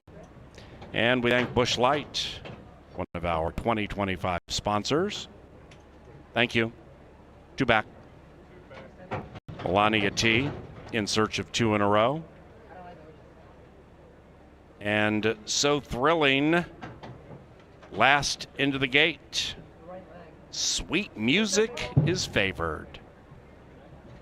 Here they come. And they're racing, and they've broken a line. Sweet Music fast out of the gate at 6-5. Sweet Music in hand and in command to the inside of Moonlight Tryst. Right behind them, Atomic Habits trying to win two in a row.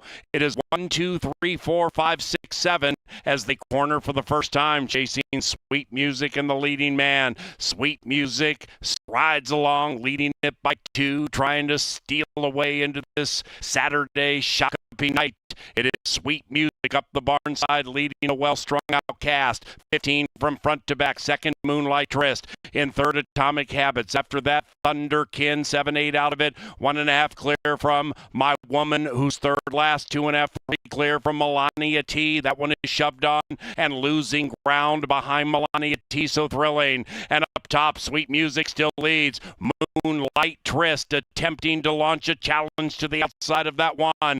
Right behind them, Atomic Habits trying to win two in a row from 4 out of it, still plugging away. Said trio, 8 clear from Thunderkin, and My Woman is running on from 9 out of it, and they head for home chasing Sweet Music. The People's Choice has led every step of the way. It is Sweet Music 2 from the 2, Midnight Tryst. After that, Thunderkin, and then My Woman into the final football field. Sweet Music. Moonlight Tryst will not go away. Moonlight Tryst gets the money. Moonlight Tryst at 8-1 grinds away at Sweet Music and prevails.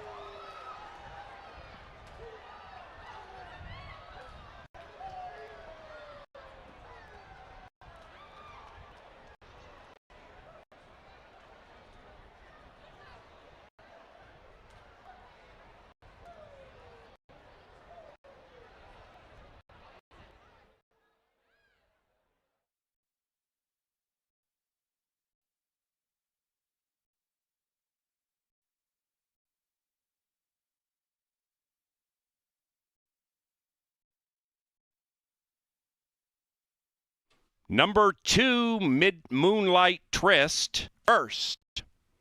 Sweet Music second. Atomic Habits third. My Woman fourth.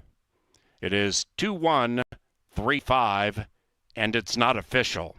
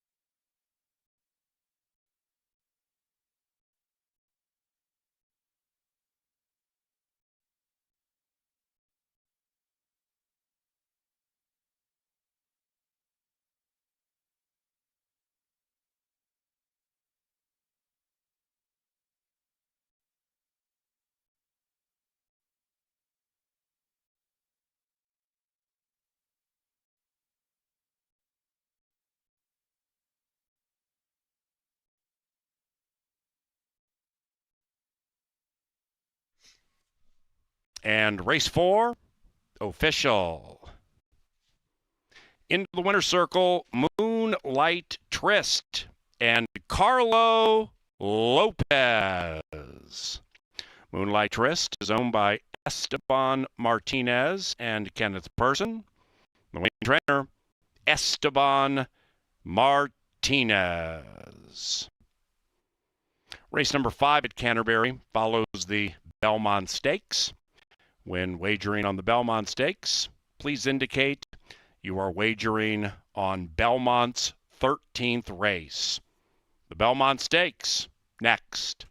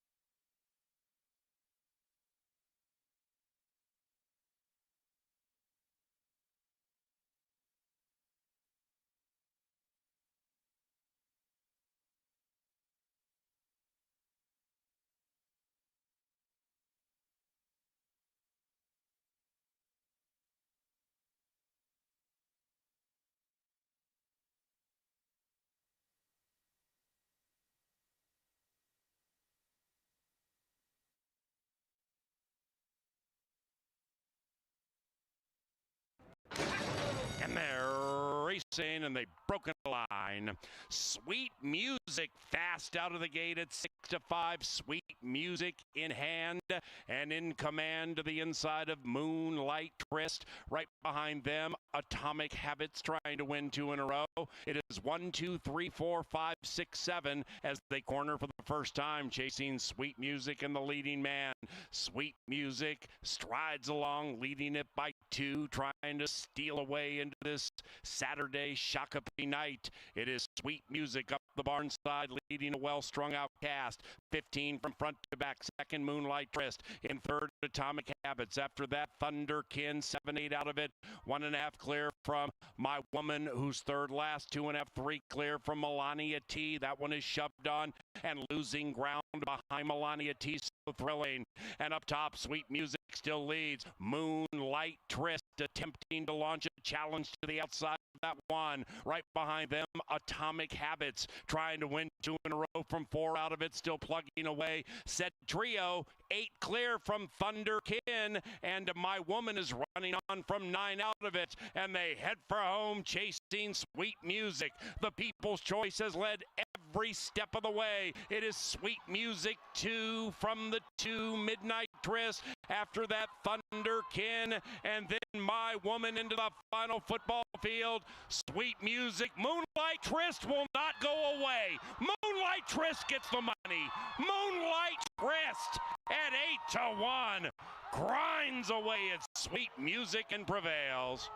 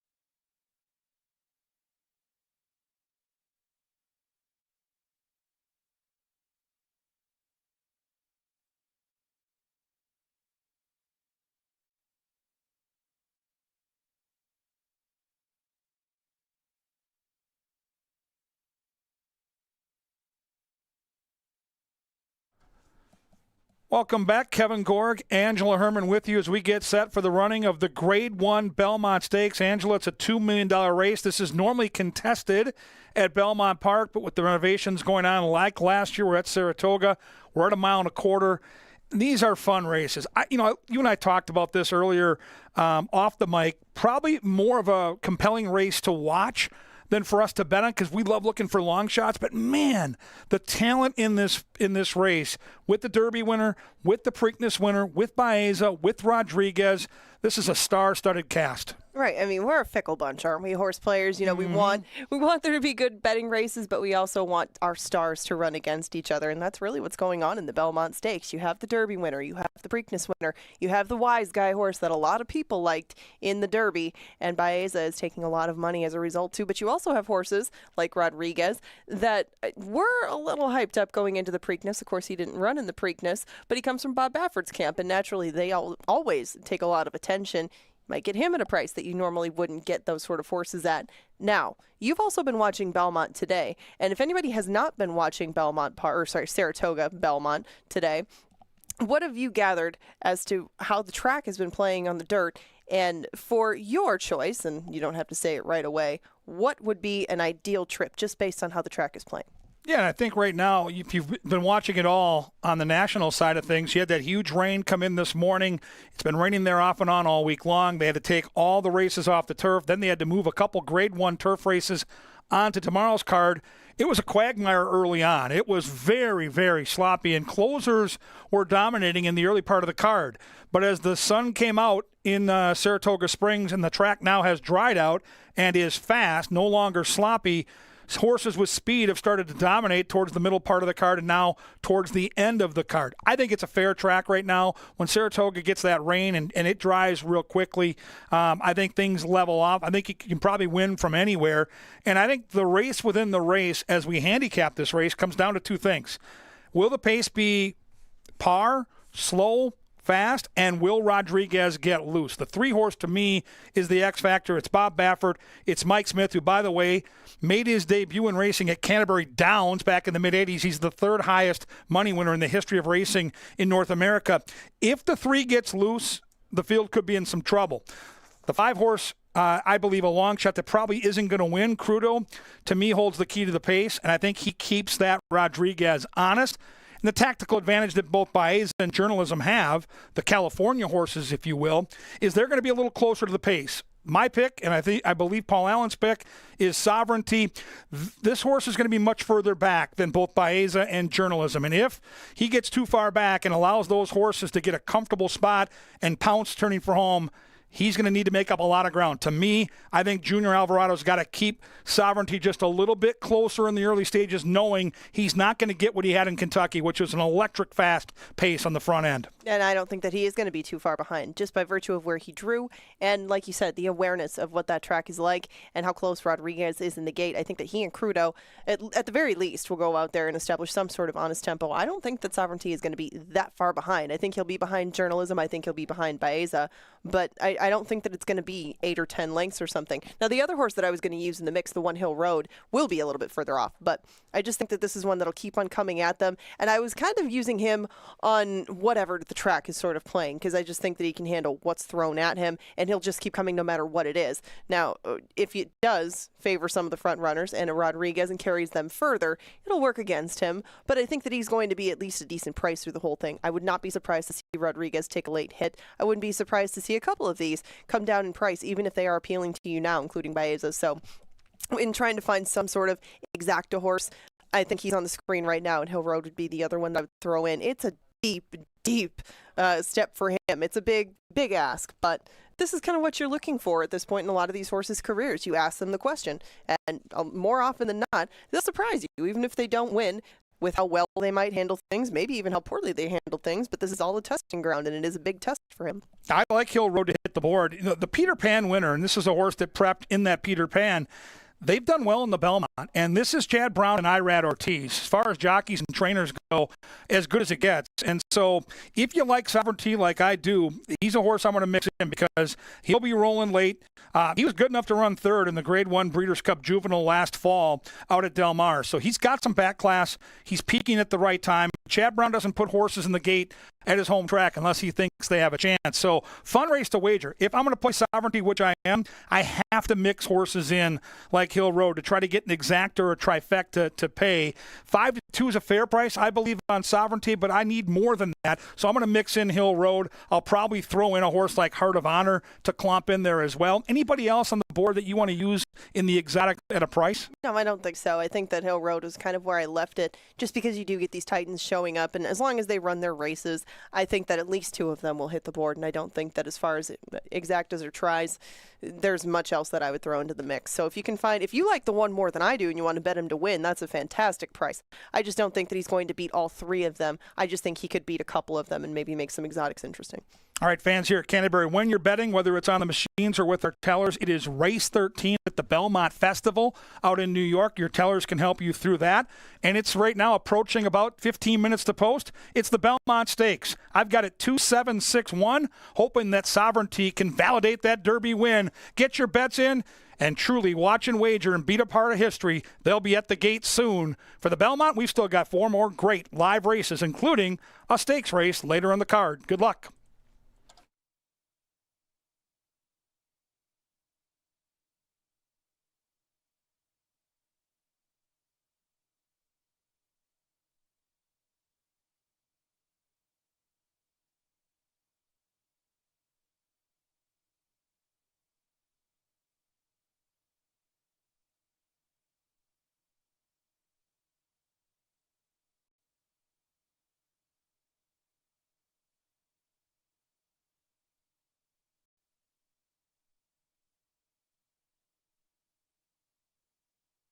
Bonus. Just use the promo code STAKES25 when you sign up at NairaBets.com, which you can do right now. All right, 8 horses getting ready to run in the Belmont, but all eyes are on the 7-horse Journalism, who won the Preakness, and the 2-horse who won the Kentucky Derby, Sovereignty. Yeah, you're talking about the Derby winner and the Preakness winner in a rematch. I texted you after the Preakness. It's Ali Frazier all over again. A classic matchup about to happen. Let's get the jockeys ready. Head over to the paddock time for Pro Football Hall of Famer Terry Bradshaw. Hello, folks. On behalf of Fox Sports and the millions of thoroughbred racing fans around the world, welcome to the 137th running of the Belmont Stakes. Riders up!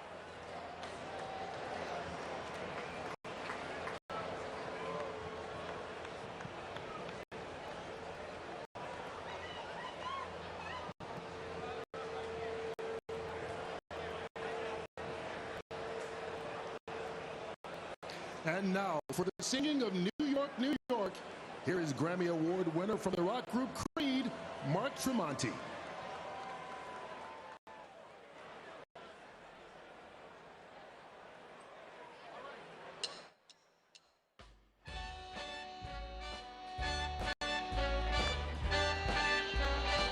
Start spreading the news. I'm leaving today. I want to be a part of it. New York, New York. These vagabond shoes are longing to stray right through the very heart of it in old New York. If I can make it there, I'll make it anywhere. It's up to you, New York, New York.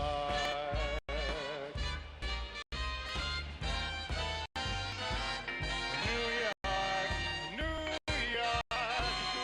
I want to wake up in a city that never sleeps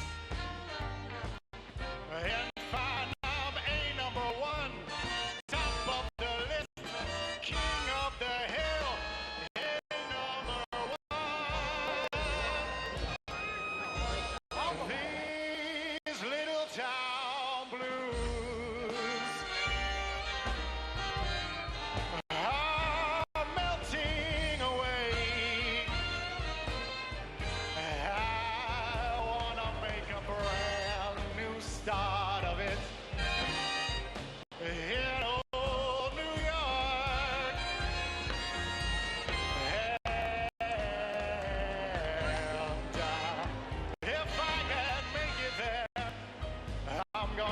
make it anywhere. It's up to you, New York, New York, New York.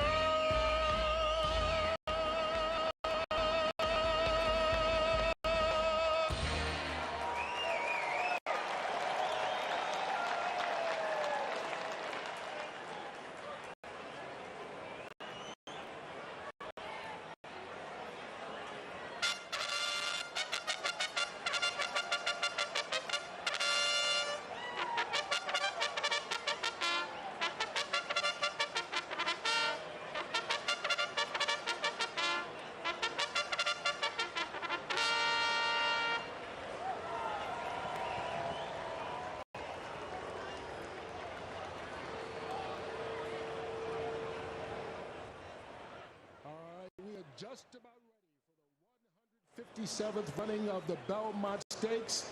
The second time here in Saratoga in front of this crowd of 50,000. We cannot wait as the horses are coming into the paddock just about ready for the post parade.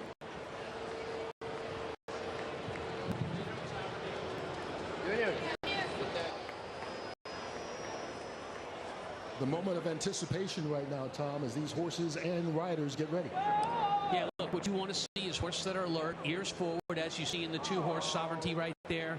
He's coming to the track. He's paying attention to everything. That's exactly what you want in a racehorse before the race. Yeah, one of the characteristics of a really good racehorse is not only their physical abilities, but their mental capacity to handle a big crowd, this atmosphere, that excitement.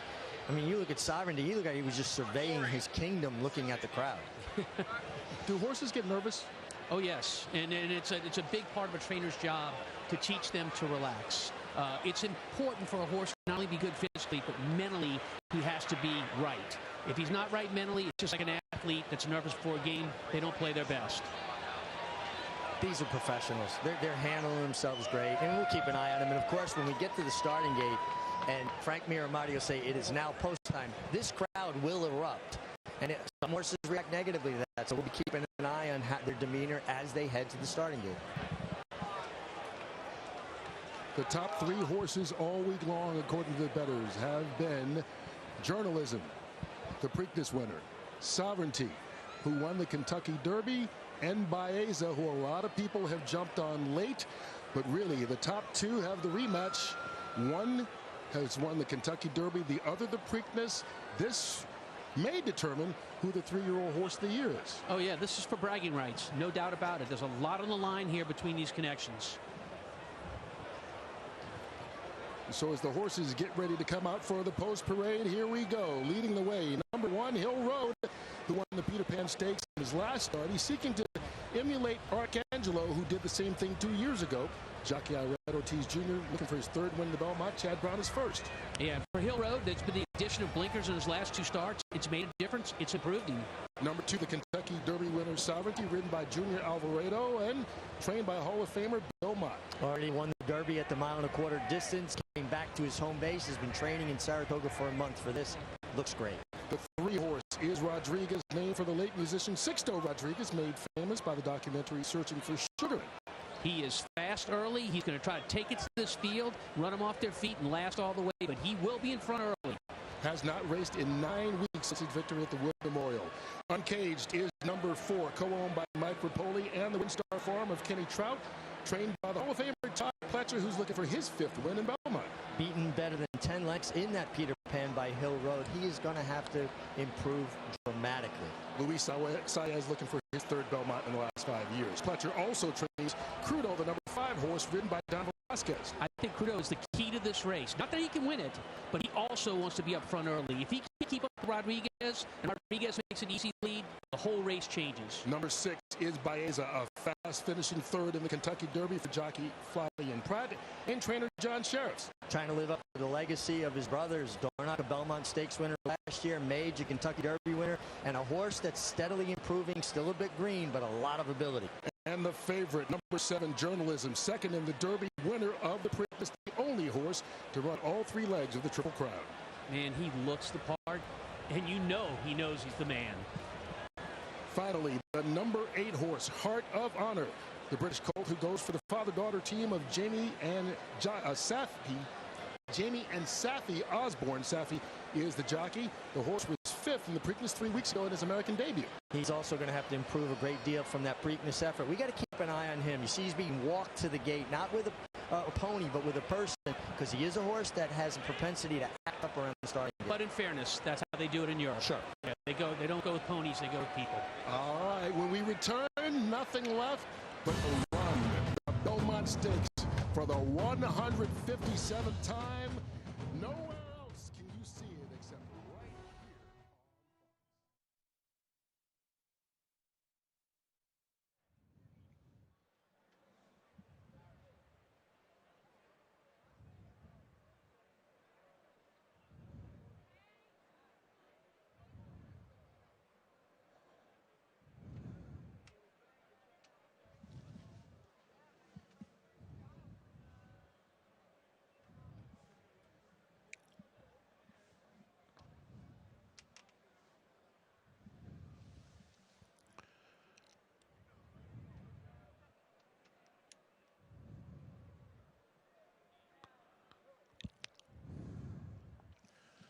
Baeza, Sovereignty.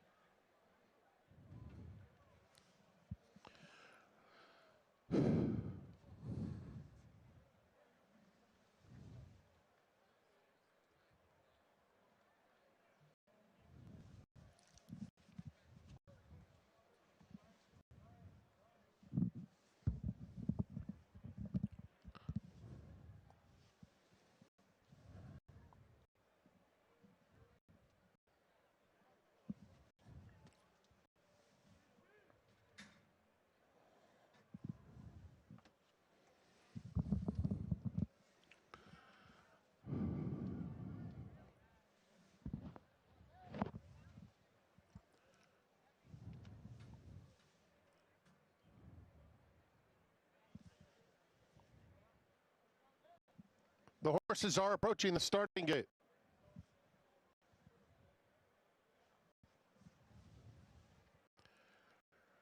Less than a minute to the Belmont Stakes.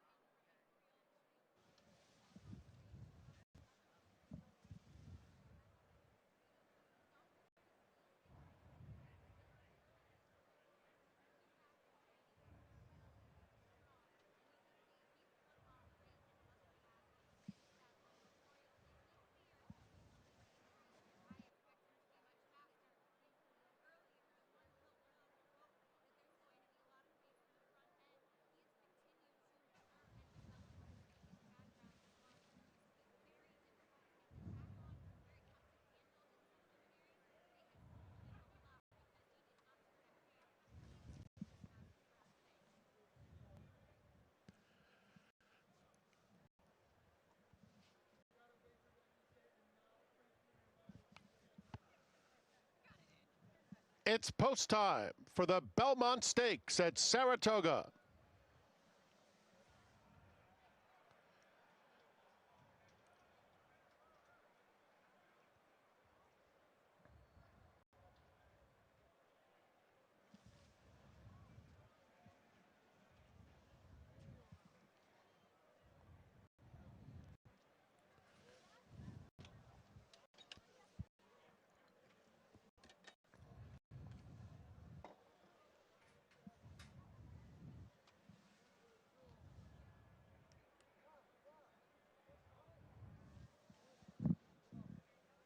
Uncaged walking up to the gate. Long shot, Heart of Honor to the outside.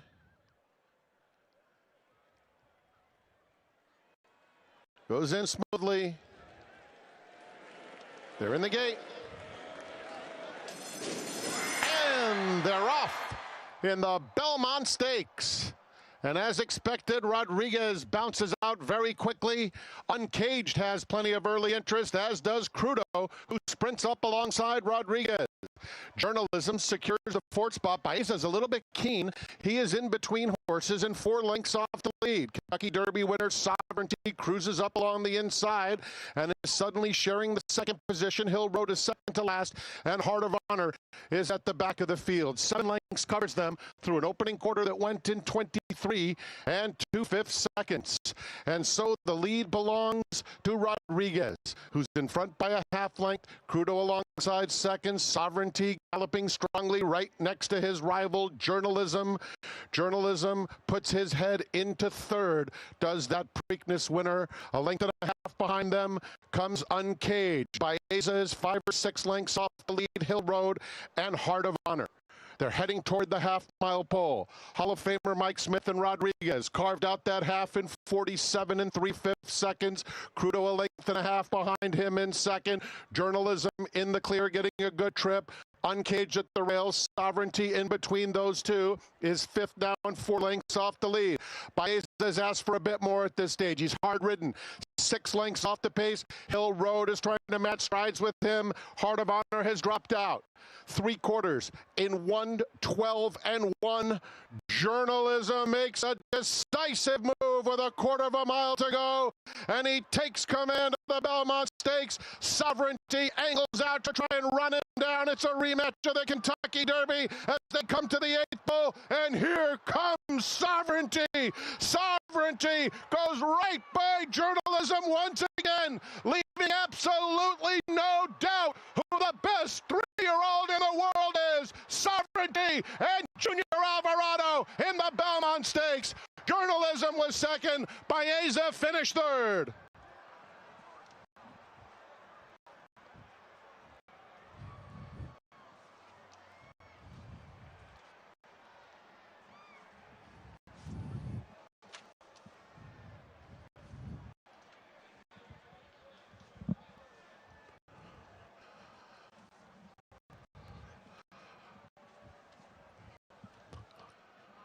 Number 2, Sovereignty was first, 7 Journalism second, 6 Baeza third, and 3 Rodriguez finished fourth.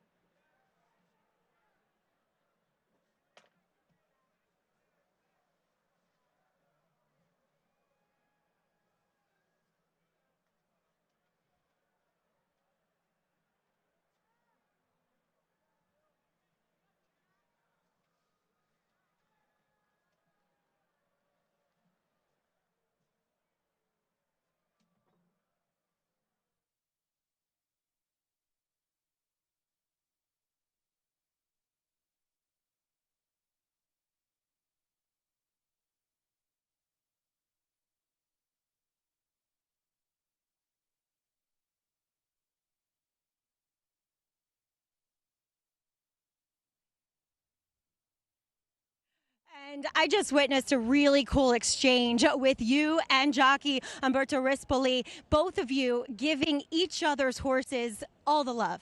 Absolutely. It's about, horse racing. That's what it is about. It's about two great horses. They're matching, that horse run today. Amazing again for coming back, like after pregnancy and then today, he fought very hard. It didn't make it any easy for my horse.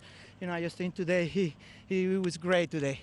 He reigned supreme, and this year, your first Kentucky Derby, and now your first Belmont. Yes, Maggie. I mean, it sounds surreal, to be honest. I never, there was a point in my career, I think probably 4 years ago, I kind of see everything fading away, to be honest, and here I am. It's unbelievable. God is amazing, and he told me to keep going, put me in this path. My family always big rock, big supporter, helped me through tough moments in my life. Also, a guy named Bill Mott did too. Absolutely, Mr. Mott, yeah. My Daddy Mott, call him Daddy Mott now. And yeah, I mean, he's, what else I can say about Mr. Mott? Hall of Famer, he bring this guy, me, I'm just a passenger today. Thank you.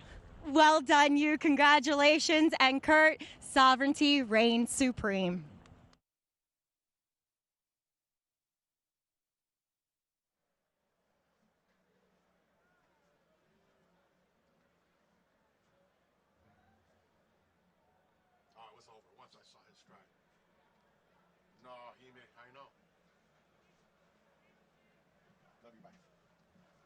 When he came with that run, that was unbelievable. I saw his nostrils flaring, it was over with. I committed to him immediately before he even got there, I knew it was over. Of course.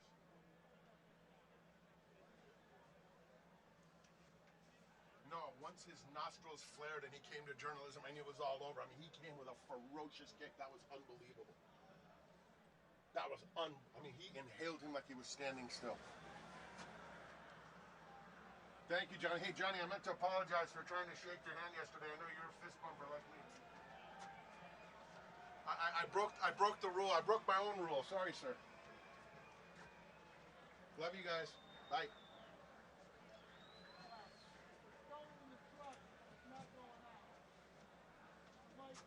Yeah.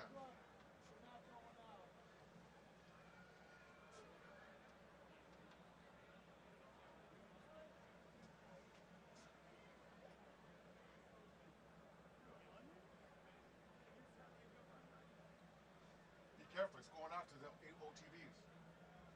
It's going to the OTBs. It's not. It's going out to the ABWs.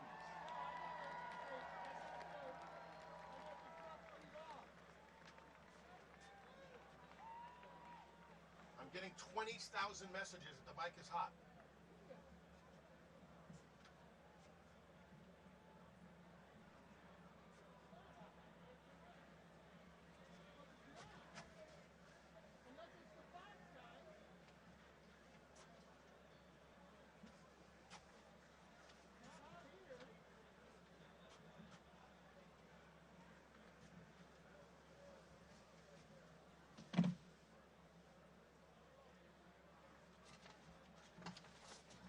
That was unbelievable when that horse kicked in. I mean, it looked like journalism was gone, you know? That was an unbelievable race.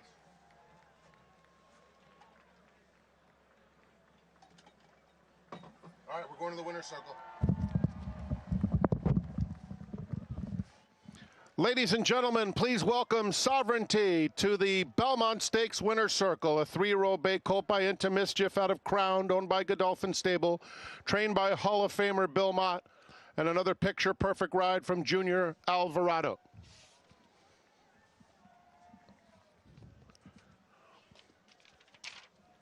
Sovereignty was bred in Kentucky by Godolphin.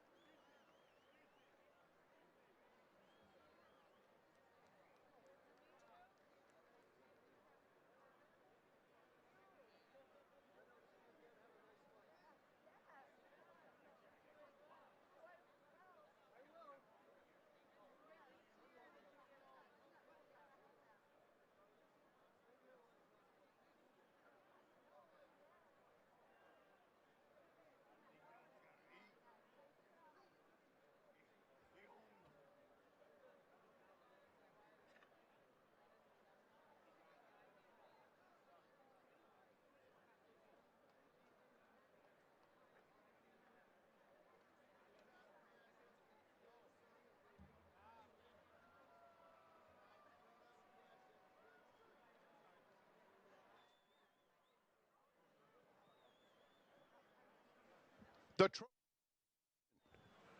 for the Belmont Stakes, the 157th running of the Belmont Stakes, presented by Naira Bets.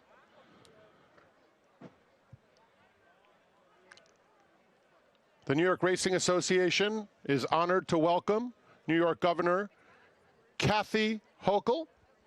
We also have the New York Racing Association Chairman of the Board, Mark Holliday, and President and Chief Executive Officer Dave O'Rourke to make the trophy presentation to Godolphin Stable, Bill Mott, and Junior Alvarado.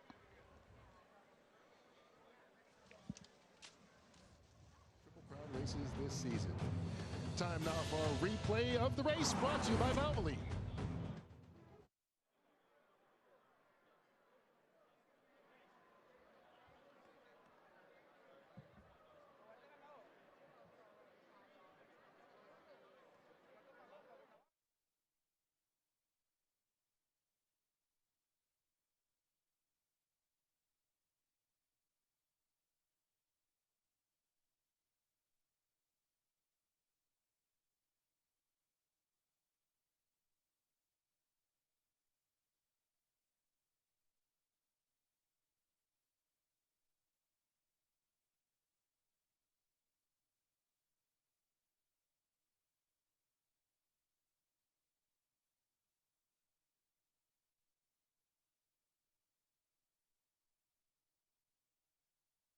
The winning connections of sovereignty. Yes, a very happy group right now. That is for sure. I'm alongside NYRA Chairman Mark Holliday and New York Governor Kathy Hochul to present the 157th Belmont Stakes Trophy. And on behalf of the great state of New York, I'm so proud to present the August Belmont Trophy to the connections of sovereignty, also Kentucky Derby winner at the great Saratoga Racetrack. So happy to host the Belmont once again. Congratulations to you, Michael, and here you go. That's not light, so good luck with that. Michael Banahan representing Godolphin. You pass it around, that is very heavy. I want to start with you, Michael. The first horse ever to win the Derby, skip the Preakness, and then win the Belmont. How do you feel? Absolutely wonderful. It's the most fantastic feeling in the world. And the horse was trained to the minute by Bill and his team to come here off a 5-week rest. We knew he was a very good horse going into the Kentucky Derby, and he showed it that day. And to come back here again and beat a really, really good horse like Journalism today, running 1-2 again like they did in the Derby, it was a fantastic result for us here. Do you want to continue holding that? You earned it here, Bill. You can go ahead and pass that off. Real quick, we heard you. We heard your interview with Tom. How would you describe your emotion right now, Bill? Well, just it's almost, I don't know, I'm on a cloud. I'm on a cloud. I feel great. I mean, it's great being here. I'm glad the rain stopped. I'm glad we had a cleanly run race. The horse proved himself, and I think, you know, the form held up. The first 3 finishers in the Derby were 1, 2, 3 today, and I think it just was a great race. What was the first thing you said to your horse when you got to say congratulations? Well, I said thanks to Junior first, and I think the horse heard me as well. So, Junior, congratulations on an incredible race, winning 2 of the 3 Triple Crown legs. You guys have a lot to celebrate. I'll let you get to it, and with that, we'll send it back over to Kurt. All right, owner Godolphin.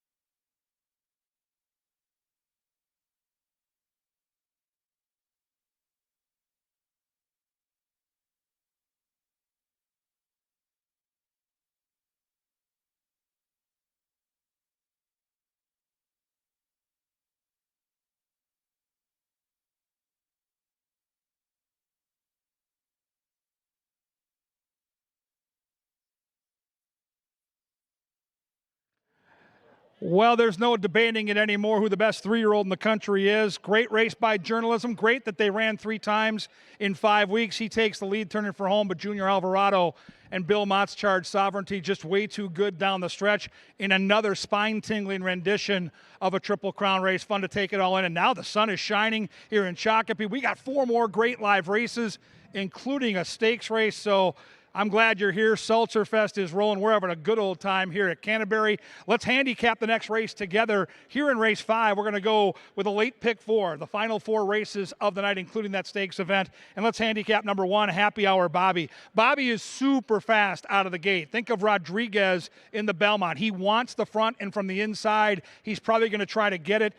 It's a horse that just hasn't been hanging on lately, but if he can get clear, he can maybe clomp into that try or superfecta at a big number. Happy Hour Bobby figures to be one of the outsiders here, but you get a great rider in Quinones. You get a trainer that's winning at 20%. So there are lots of positives with a horse that might get kind of lost in the betting shuffle. Mr. McLean is number 2 for all you diehard fans, and yes, it is a Christmas movie. Gallardo gets the call here for the Sanderson gang. The tricky part for me is 5 wins in 53 career starts. Might be a little camera shy, but seems to always get a piece. He's got good stalking speed, figures to get a good trip, and the race is only 5 furlongs long, so he doesn't have to run a bang-up race to hit the board, and another horse that should be 4, 5, 6 to 1 when the dust settles. I settled in on number 3, Spitey War. Leslie Mowing gets the call here and just exits a tougher heat. Last time out was facing $7,500 claimers. These are $4,000 claimers. Chased the speed that time, faded late to 4th, but now we get a cut back from 6 furlongs to 5 furlongs. We get natural speed on the class drop. I think Spidey War is going to be just a little too good today, and the fans are betting. Currently, he is 2 to 1. Next in line is number 4, Master of Disguise. G-Rod gets the call here for Wade Rarick. Paul Allen's tout here, and Paul Allen just cashed on Sovereignty, so he's feeling good. Exits the same race as number 3. They're both on a class drop, and they both did some of the dirty work in the early stages last time out. So there is absolutely a case to be made for Paul Allen's tout, Master of Disguise, who's a square 4 to 1. Number 5 is Cooler King. Constantino Roman gets the call. The handicapping angle here is pretty clear. Class drop and turf to dirt. When horses try the turf and rotate to the dirt, sometimes their form cycle can jump up and they can run a big race. And that would be your angle with the 5. Outside tracking speed, ran into a monster last time named Philo Bido, and much softer competition here. 8 to 1 might not be a terrible long shot to consider. Number 6 is Schmooze. Schmooze is ridden by Daniel Vergara, trained by my friend Troy Bethke. Lots of speed here, which in a 5 furlong race can be a weapon. It's a very short race, about as short a distance as we will run with the thoroughbreds, and Schmooze, like the 1 Happy Hour Bobby, should be prominent early. Schmoozy's on the board at 8 to 1. Key scratch of number 7, who was also a speed horse. So horses like Schmooze and Happy Hour Bobby probably loved seeing that 7-horse stay in the barn. The last horse to handicap is Angela Herman's tout. This is St. Pio. Barrios Lopez gets the call. Another on a class drop. Another going turf to dirt. This horse likely from the outside, probably going to have to sit off the pace. If the pace is fast, the 8 could come pick him up and lay him down when they turn for home. Good looking horse in the paddock too for Angela. Look at the betting, pretty wide open in here. No big time favorites, no big time long shots, single digits up and down the board. What a great way to start the late pick 4. Make sure you play the late pick 4. Make sure you play race number 5 because it's coming up and it's coming at you next.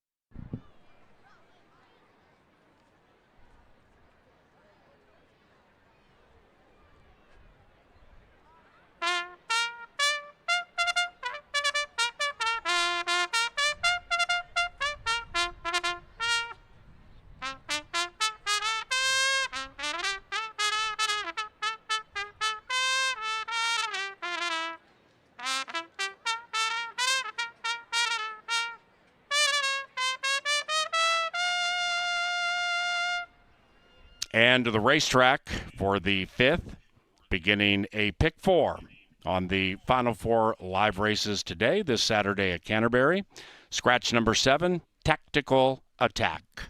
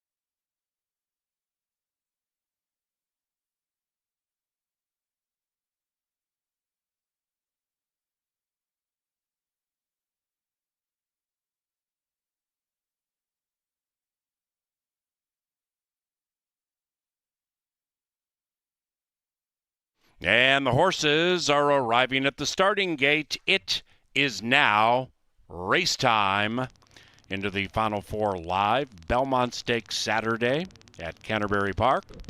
This one is courtesy of Pepsi, the official soft drink provider of Canterbury Park, and our friends with John Deere.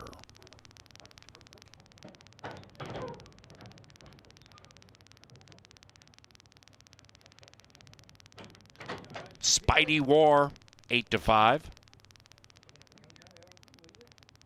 St. Pio, 3.5-1. Master of Disguise, 4-1. Cooler King. The field's long shot has gone in. Now, Spidey War and Schmooze.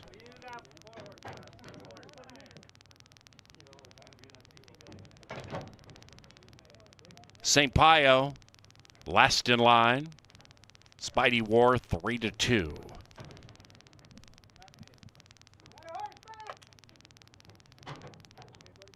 Ready to dash. And they're racing. Another wonderful start. St. Pio flashing speed from the outside in the bookender. Happy Hour Bobby is a Minnesotan with good early speed. Happy Hour Bobby a couple of inches. Mr. McLean is between them. That's the two. Outside of that one, Master of Disguise. And 4 equine athletes skirmish off the far turn. Tracking them, Spidey War behind the line of 4. Outside of that, Cooler King is rolling in cool fashion at 17-1, but very wide and pushed on. Way back to Schmooze, 10 out of it. And they come down the Canterbury Park stretch. Mr. McLean to the outside, closest to the rail. Spidey War got a great trip behind the speed, takes advantage, and now he's trying to run away. Outside of that, St. Pio between them, Master of Disguise, but it is Spidey War running away at 7-5. Spidey War wins the battle.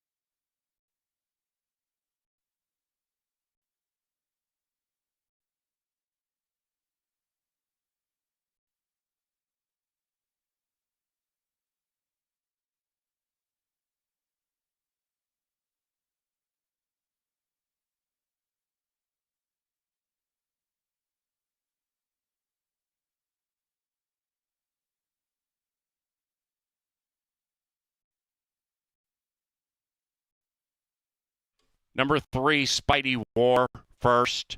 Second, 2, Mr. McLean. Third, 8, St. Pio. Fourth, 5, Cooler Claim. Make that Cooler King. We did have 3 claims in race number 5. Stand by.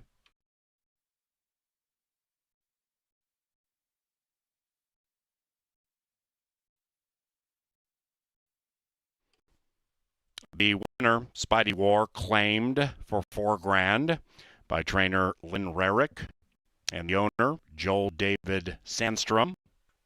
The runner-up, Mr. McLean, claimed $4,000. Patrick Fields is the trainer for Runner Stables.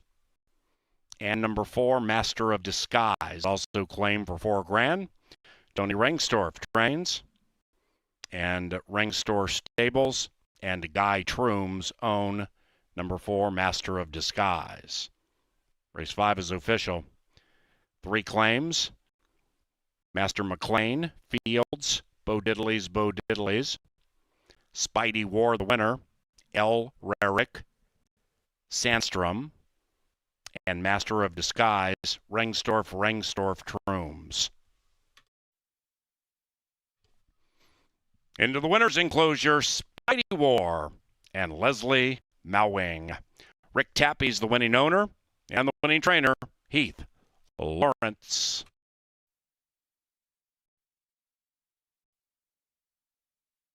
Race number 6 takes us to the turf course, the rail, 10 feet out. Pick 3 wagering on the final 3 live races today.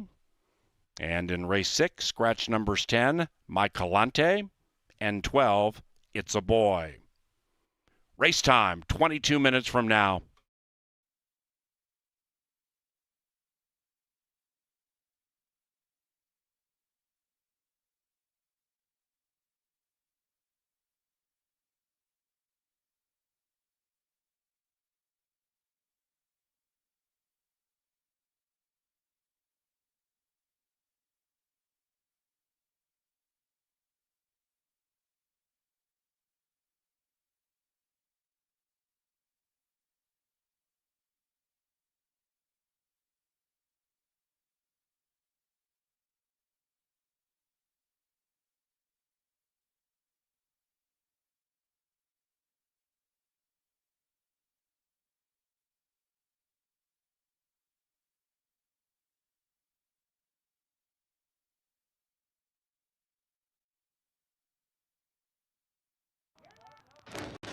And they're racing, another wonderful start. St. Pio flashing speed from the outside in the bookender. Happy Hour Bobby is a Minnesotan with good early speed. Happy Hour Bobby a couple of inches. Mr. McLean is between them. That's the 2 outside of that one. Master of Disguise and 4 equine athletes skirmish off the far turn. Tracking them, Spidey War behind the line of 4. Outside of that, Cooler King is rolling in cool fashion at 17 to 1, but very wide and pushed on. Way back to Schmooze, 10 out of it. And they come down the Canterbury Park stretch. Mr. McLean to the outside, closest to the rail. Spidey War got a great trip behind the speed, takes advantage, and now he's trying to run away. Outside of that, St. Pio between them, Master of Disguise, but it is Spidey War running away at 7 to 5. Spidey War wins the battle.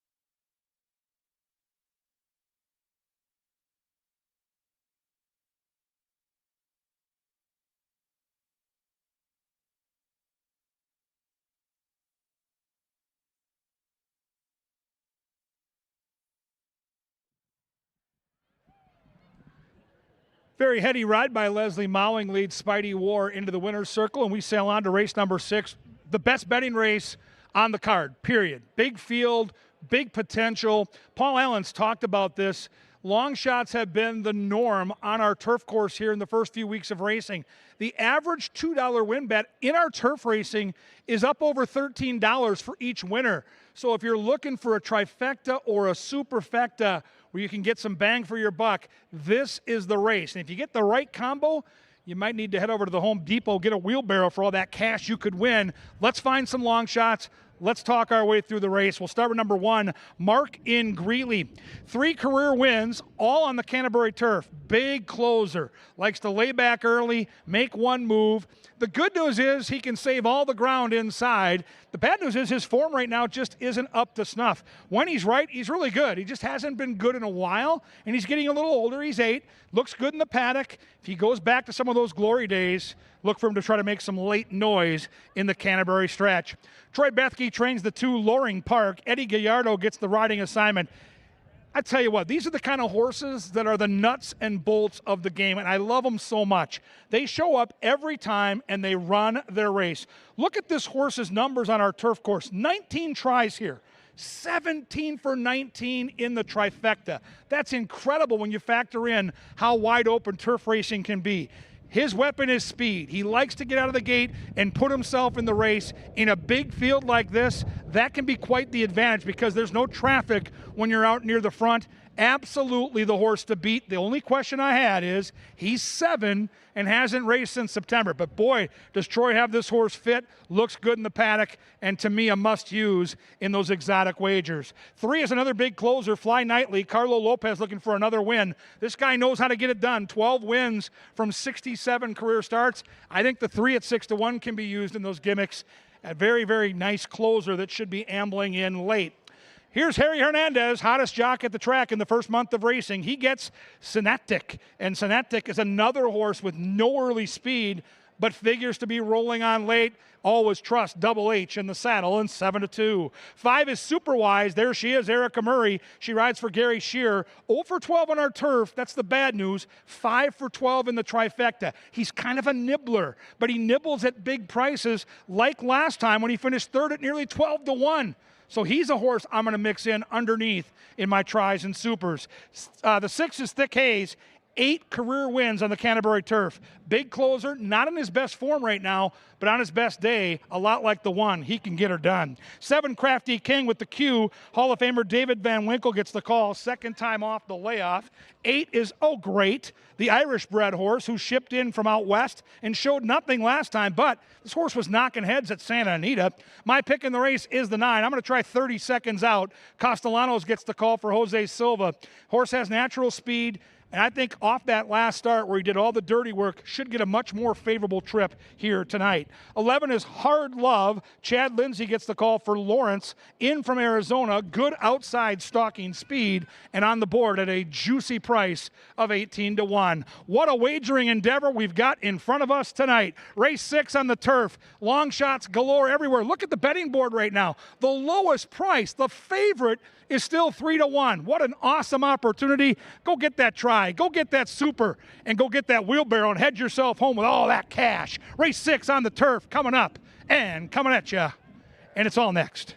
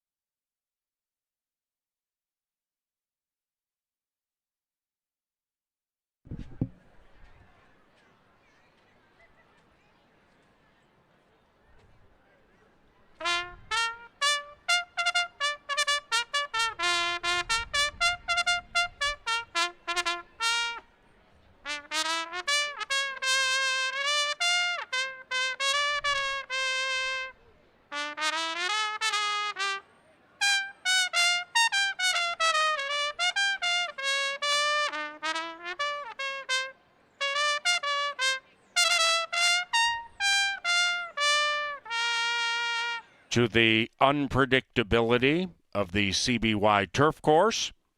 Scratch numbers 10, Michaelante, and 12, It's a Boy. Turf firm, post time, 6 minutes from now.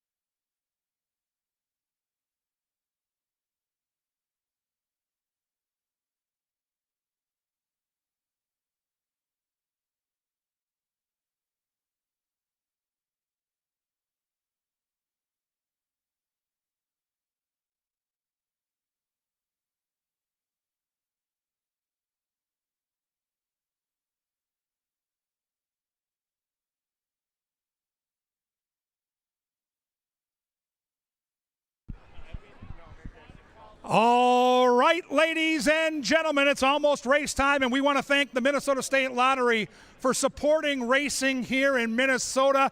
And every Saturday, we pick out some beautiful people. They get a placard. If their horse wins, they get $50 in scratch-off tickets from the Minnesota State Lottery. Last year, a guy cashed for $2,100 with one of those scratch-offs. If your horse finishes in the top three, you get a swag bag with all kinds of great mystery gifts worth hundreds, sometimes thousands. Let's meet the contestants. Your name and where were you born? My name is Scott. I was born in Eau Claire, Wisconsin. Who is your favorite NFL football team? The Green Bay Packers. Oh, we got a Packer fan. What are we doing to this guy? Boo him right out of the racetrack. We are cheering against the one horse for sure. Name and where you're from. Grant from Jordan. Jordan, Minnesota. You got the two here, and you've got the favorite, Loring Park. I think you got a big shot. Cool shades there, Terminator guy. Name and where you're from. I'm Camden, and I'm from Watertown, Minnesota. Watertown, Minnesota. How about that PA up there, huh? Skol? Give him a little skol. Skol. Yeah, that guy's ready to go. And show that Packer fan. Name and where you're from. I'm Nate. I'm from Sartell, Minnesota. Love Sartell. Good people up there. You got the 4-ball here. Big chance. Big chance. You got a big long shot, super wise. You got one of my favorite jockeys, Erica Murray. What's your name and where you're from? I'm Brant from St. Cloud, Minnesota. Ah, the Granite City for Grant. I got to love it. All right. Finally, we get someone that's really good looking. No offense there, guys. Name and where you're from. Christy from Watertown. Oh, a little Watertown vibe. What do you think of the 6-ball here? Well, I'm kind of going for 4, but I like the 6 too. Okay, well, hopefully they run 1, 2. Yikes. Name and where you're from. Oshkosh, Wisconsin. Oh, who's your favorite football team? Well, that would be the Green Bay Packers. Oh, another Packer fan. Give him the booze. Louder, please. He's taunting PA. Poor Paul Allen up there taking this abuse. Name and where you're from. You're all buttoned up. Marcus and Avon, Minnesota, and it's my birthday tomorrow. So happy birthday tomorrow. June 8th. June 8th. Number 8. And number 8. It all just came together. Look at this strapping young man. Looks like a football player. Name and where you're from. Walkabiral, Mosney, Wisconsin. Oh, no. Oh, no. What do you... Green Bay Packers, baby. I tell you what, it's really getting depressing. Someone's got to help us out. Name and where you're from. Jennifer, Owatonna, Minnesota. Owatonna, Minnesota is wonderful. 507 country. Favorite NFL football team, and don't forget Paul Allen's watching. Green Bay Packers. Oh, for God's sake. You can't fix stupid out here at Canterbury, folks. All right, Skull Vikes, cheer against the Green Bay fans, and get your bets in right now. They're almost at the gate. It's going to be awesome.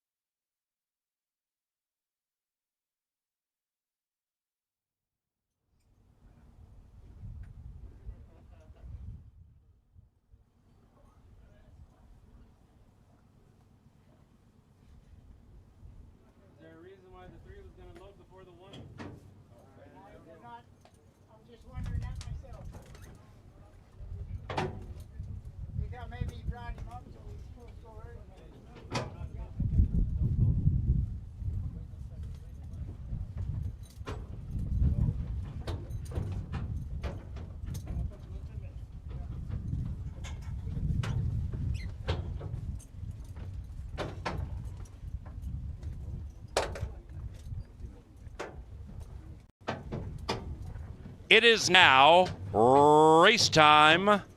Into the gate for race 6 on the turf.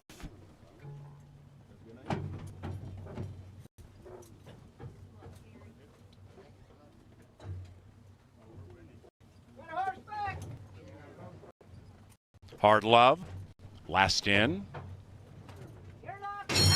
And they're racing. Spectacular starts for all of them.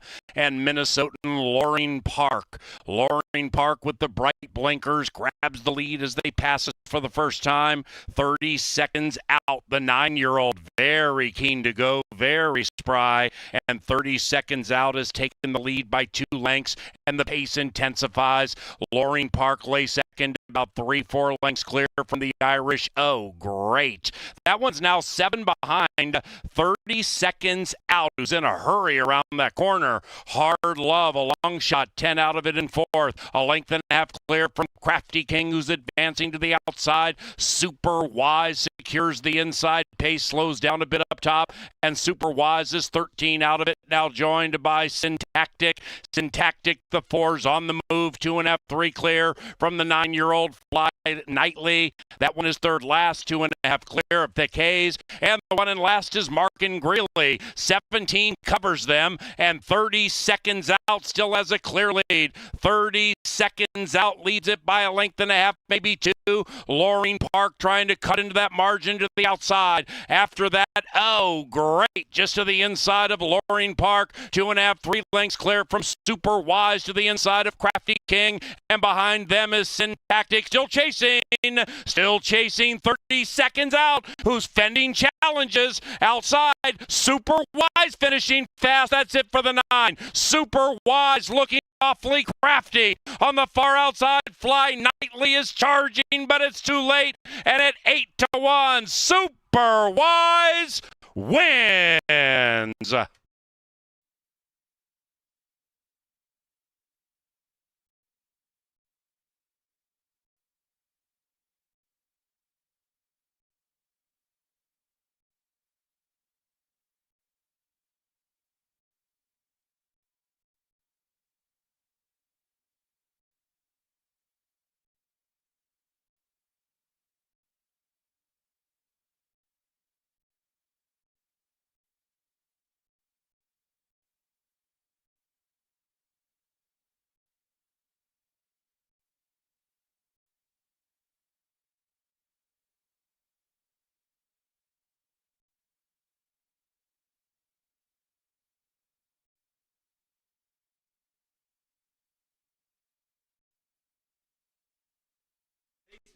Number 5, Super Wise. In an upset, it is 5-3-6-2.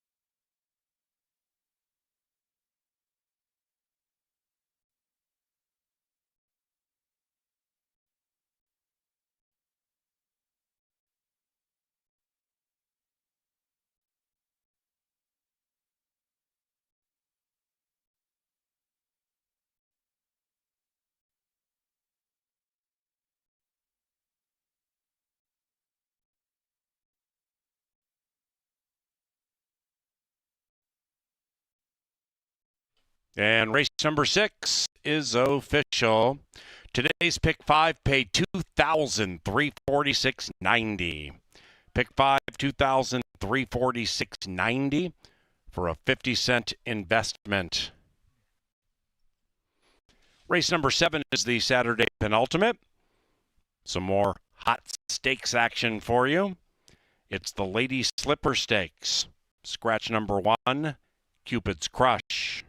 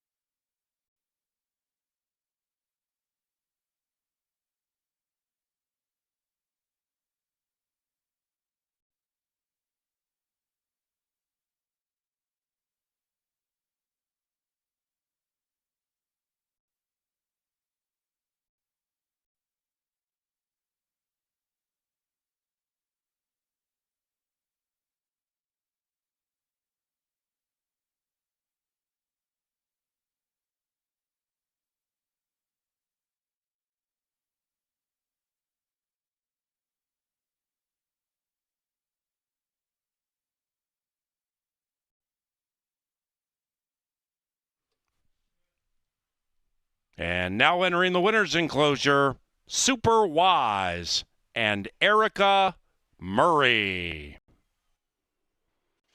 Super Wise is owned and trained by who dat?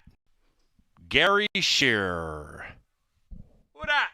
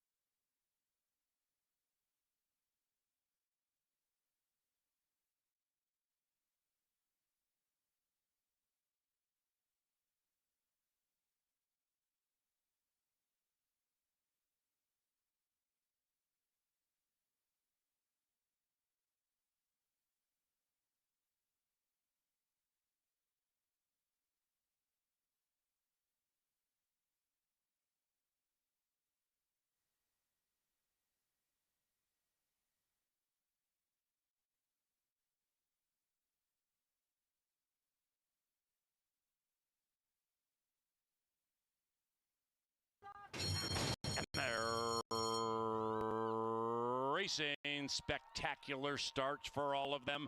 And Minnesotan Loring Park. Loring Park with the bright blinkers grabs the lead as they pass us for the first time. 30 seconds out. The 9-year-old very keen to go, very spry. And 30 seconds out is taking the lead by 2 lengths. And the pace intensifies. Loring Park lays second, about 3-4 lengths clear from the Irish. Oh, great. That one's now 7 behind, 30 seconds out, who's in a hurry around that corner. Hard Love, a long shot, 10 out of it in 4th. A length and a half clear from Crafty King, who's advancing to the outside. Super Wise secures the inside. Pace slows down a bit up top, and Super Wise is 13 out of it, now joined by Syntactic. Syntactic, the 4's on the move, 2.5, 3 clear from the 9-year-old Fly Nightly.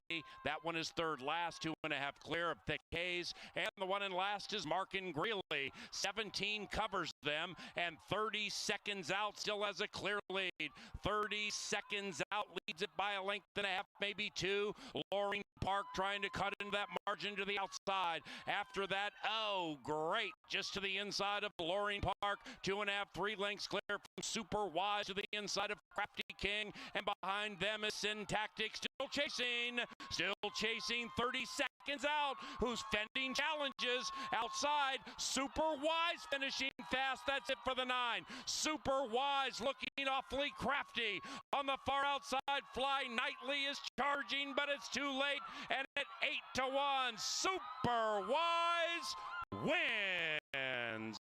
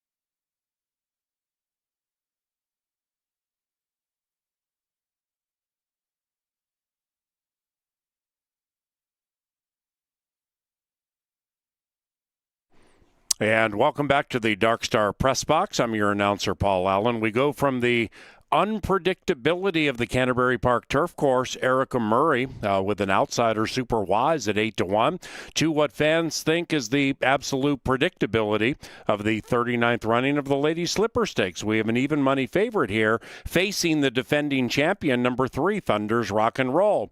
Angela, Kevin, who do you like? Well, Ange, this is another one of those stakes races, small on numbers, large on talent, horses we know. Yep. And once again, you know, the pace is everything.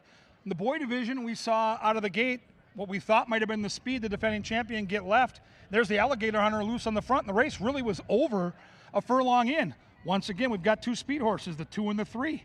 Can they separate? We'll find out. Well, and with either the males or the females, when you let a classy, speedy filly or colt get on the front end by themselves, their hearts can swell and they can very much get brave on the front end. The Alligator Hunter is a horse, like you said, you do not want to let get away on the front end. And Carson Bay and Thunder's Rock and Roll are the same deal. And they're not one-dimensional either. The good thing about some of the fillies in here, like the colts earlier, is they're not forced into one sort of scenario or the other. So when Constantino Roman broke very sharp with the Alligator Hunter, he went for it, got the lead, and never looked back. If that could happen with one of the 2 on the inside, which one, I guess, would you lean towards?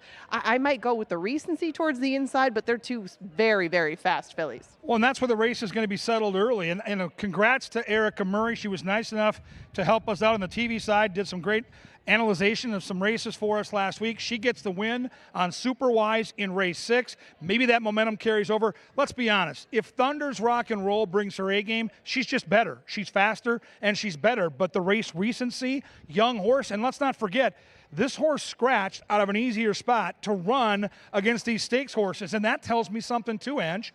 Well, and she scratched out of a 7 furlong race, and like you said, it was not a stakes race, and now she's going to go in a stake. And right now she's 5-1. Carson Bay led the charge out into the paddock. She seeks win number 5 lifetime. She's only run 12 times, but most of those stellar efforts have come on the front end. And in fact, it's been when she's kind of uncontested up there. She can go very quick. She can duel and carry on, but throw that in with the rail and some of these classy fillies who are outside. It's kind of a big ask.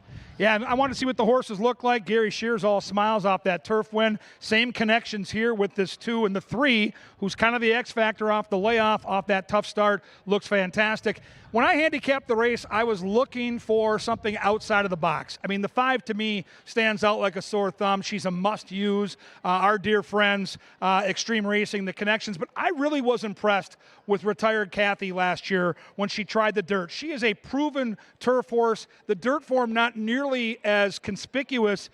That was a longer race. That was a 1.70 miles. Now she's going to have to prove it here at a sprint distance. But I like her closing kick. I know the pace is going to be honest, and I'm going to give her a try knowing that this 5, who, by the way, has the double handler and looks great for Mac Robertson, Extreme Diva, is absolutely going to get the trip and be the horse to beat. Well, and to further touch on retired Kathy, last time she was right on the pace, and she was going very quick up front on Tampa turf. That all is not very easy to take. I mean, with all of that in mind, it wasn't easy to take that field wire to wire, and she did. I think there's more possibilities for her, too. If this doesn't work out, she can go to the turf. She can go longer. Retired Kathy certainly is not limited to this race, but Extreme Diva's wheelhouse is this kind of race. As they've tried her going longer, and they've tried her on turf, they have just not gone as well as her sprints at Canterbury. She's been on a wet track. She's been on a dry track. I think it's more important that she lands to the outside of a lot of the other horses that I used in the mix, and that she's even money. Well, I mean, I guess I expected even lower than that, and it might get there. But Harry Hernandez should fit her like a glove, you know. Even if she doesn't get the lead, he should be able to keep her within range, and towards the outside, that might be all that she needs. Yeah, the trip would be set off the 2 and 3 and pounce and get the jump on retired Kathy, who's likely going to have to make up 4, 5, 6 lengths in the stretch. We can't sleep on one of your very favorite horses on the grounds. The outside horse is Oh Babe. Your thoughts? I do like Oh Babe. I mean, she's just consistent. She tries, and she's a versatile horse that can handle just about anything they throw at her. Now, this is a big challenge for her, but there's only so many spots to go. I mean, she's won 7 times. She's won 3 times last year. So why not take a shot in here and see if maybe she runs one of her A races and gets a piece of the Lady Slipper? It is the $50,000 featured race, the Lady Slipper. Fillies and mares traveling 6 furlongs. Someone's going to run right into those history books, and you can run right with them if you get to the window now and be a part of history. It's time for the late daily double. It's time for the second of 2 stakes races. The ladies have headed down the tunnel. Soon we'll take Sir Leonard Dykert with the call to the post.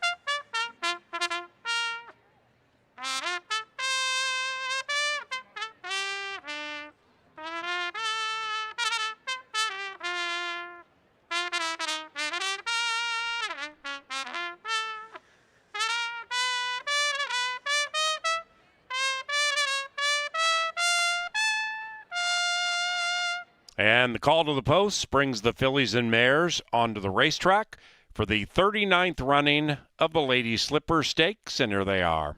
Number 2 is Carson Bay, owned by Valine Farms.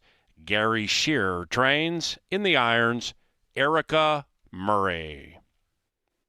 The defending champion is the mare Thunder's Rock and Roll. She's owned by Bob Lindgren, trained by Wade Rarick. Alonzo Quinones rides. Number 4 is Retired Kathy, ridden by Chad Lindsay. Pete Matson is the owner, the trainer, David Van Winkle. Number 5, Extreme Diva and Harry Hernandez. Extreme Diva is owned by Extreme Racing, the trainer, Mac Robertson. And Gary Shearer also trains number 6, Oh Babe. Carlo Lopez rides, the owners, Robin Kaiser and Road Trip Racing. It's the Lady Slipper Stakes, 5 minutes from now.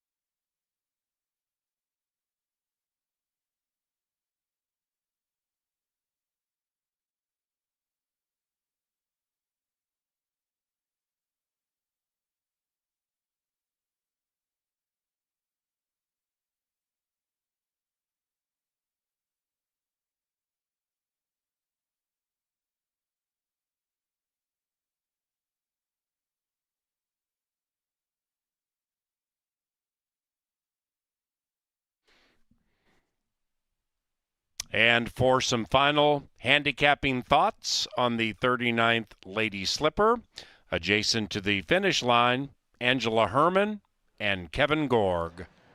Yeah, thank you, PA. We are down here on the finish line. Angela, I love the opportunities we get as horse players to see these equine athletes prepare for a big race. Our TV crew follows them from the paddock all the way to the gate. At this point, what are you looking for from your horse when you're watching them warm up? Well, with my horse in particular, Extreme Diva, she has not seen the track since October. She has run very well fresh. In fact, 2 of her best lifetime scores have come when she has not run. Her debut, she won by open length, she won by 12.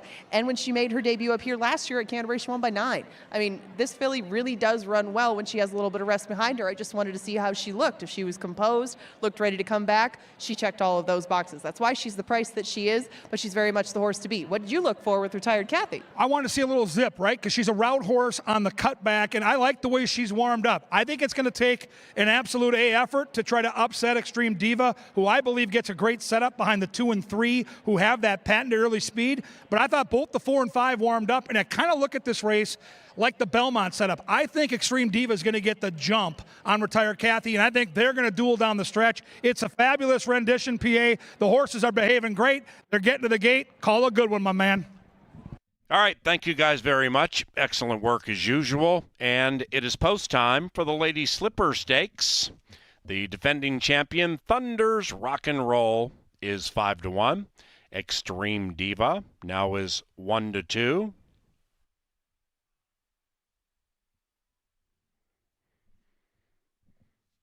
This race first was run 1985 at Canterbury Downs.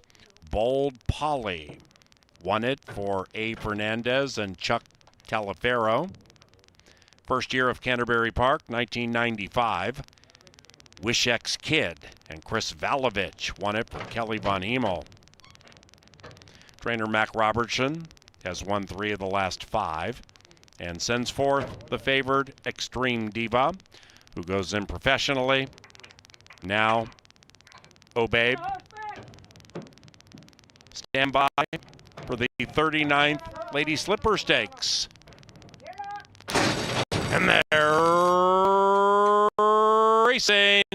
They all were out beautifully in the Lady Slipper Stakes, and the fillies and mares kick on, chasing the defending champion. Thunder's Rock and Roll right to the lead and to the outside of the speedy Carson Bay, and Carson Bay, wearing the familiar Valine colors, takes the lead by a half. Said duo has gone 4 lengths clear from Extreme Diva, and she's pinned to the inside by Oh Babe.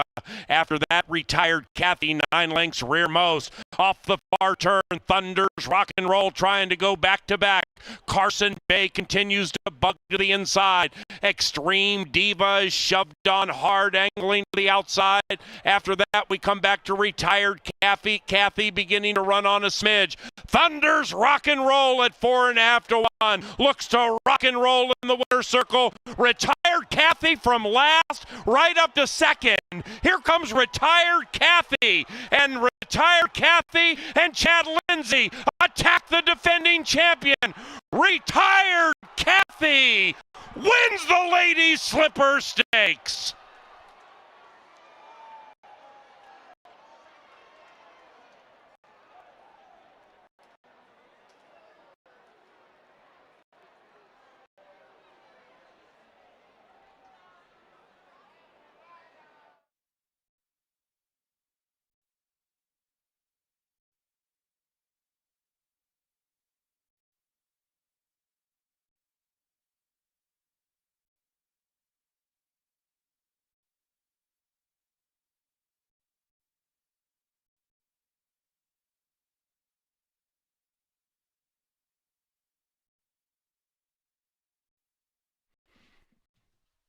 Number 4, Retired Kathy ran first.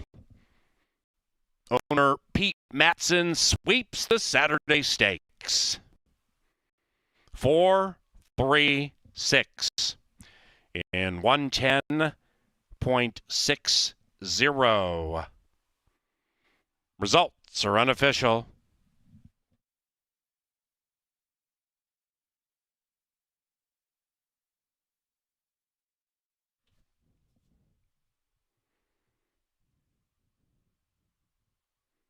Extreme Diva 4th.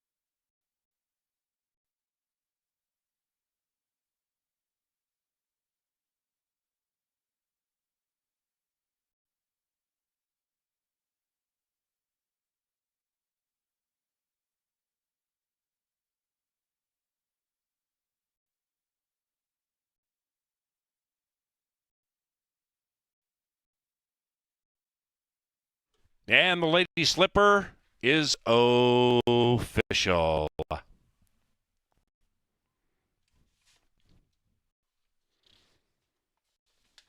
Retired Kathy wears the Lady Slipper and enters the winner's enclosure with jockey Chad Lindsay. The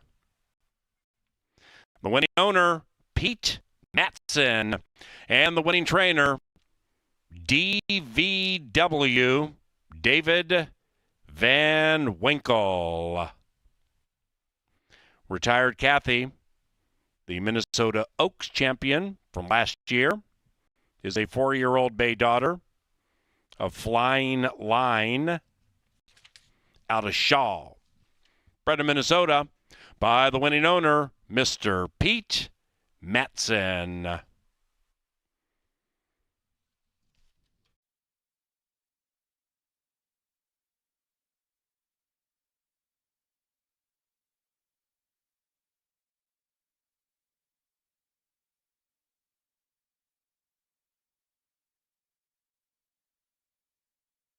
We welcome Canterbury Park CEO and Chairman of the Board, Mr. Randall Sampson, to the winner's enclosure. Randall is making the trophy presentation to the winning connections of the Lady Slipper Stakes.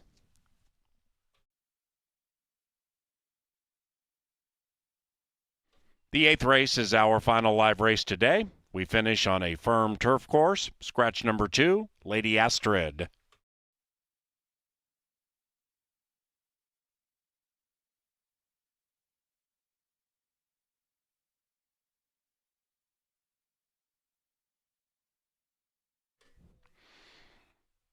Our own Kevin Gorg picked the Lady Slipper champion and now gets to talk about her with the winning owner, Pete Matson.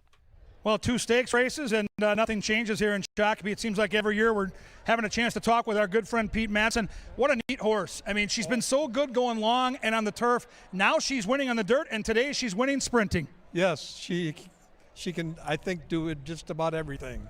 I love being... We're going to give her a chance. I love being down here watching the race as the owners watch, because it's like watching your kids. So she's 8, 9 lengths behind early, and you know she always has a kick.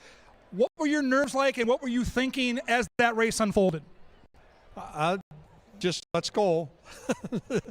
Wait for the move, and then you saw it, and you knew something good was going to happen. What's retired Kathy like at the barn? If you see her out there in the morning, if you're feeding her carrots or something, what kind of personality does this racehorse have? Well, you probably have to ask Taylor that. I'm not there early in the morning. You're sleeping in waiting to cash checks. He's Pete Madsen. Those green silks always end up bringing the green at the window. If you cashed out retired Kathy, say hi to this guy, another Minnesota bred that just continues to run big races here at Canterbury Park. Yeah, you'll see.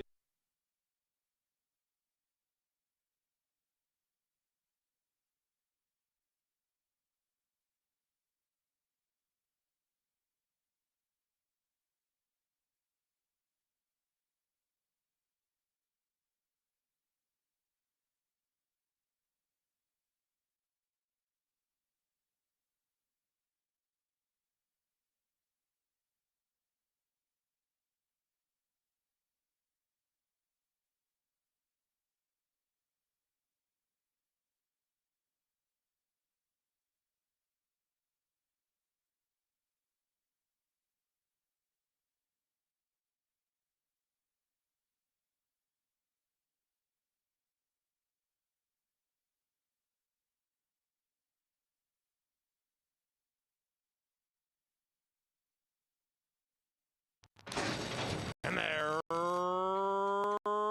racing. They all were out beautifully in the Lady Slipper Stakes, and the fillies and mares kick on, chasing the defending champion. Thunders rock and roll right to the lead and to the outside of the speedy Carson Bay, and Carson Bay, wearing the familiar Valine colors, takes the lead by a half. Said Duo was gone 4 lengths clear from Extreme Diva, and she's pinned to the inside by Oh Babe. After that, Retired Kathy 9 lengths rearmost. Off the far turn, Thunders rock and roll, trying to go back to back. Carson Bay continues to bug to the inside. Extreme Diva is shoved on hard, angling to the outside. After that, come back to Retired Kathy. Kathy beginning to run on a smidge. Thunders rock and roll at 4.5 to 1. Looks to rock and roll in the winner's circle. Retired Kathy from last right up to second. Here comes Retired Kathy, and Retired Kathy and Chad Lindsay attack the defending champion. Retired Kathy wins the Ladies Slipper Stakes.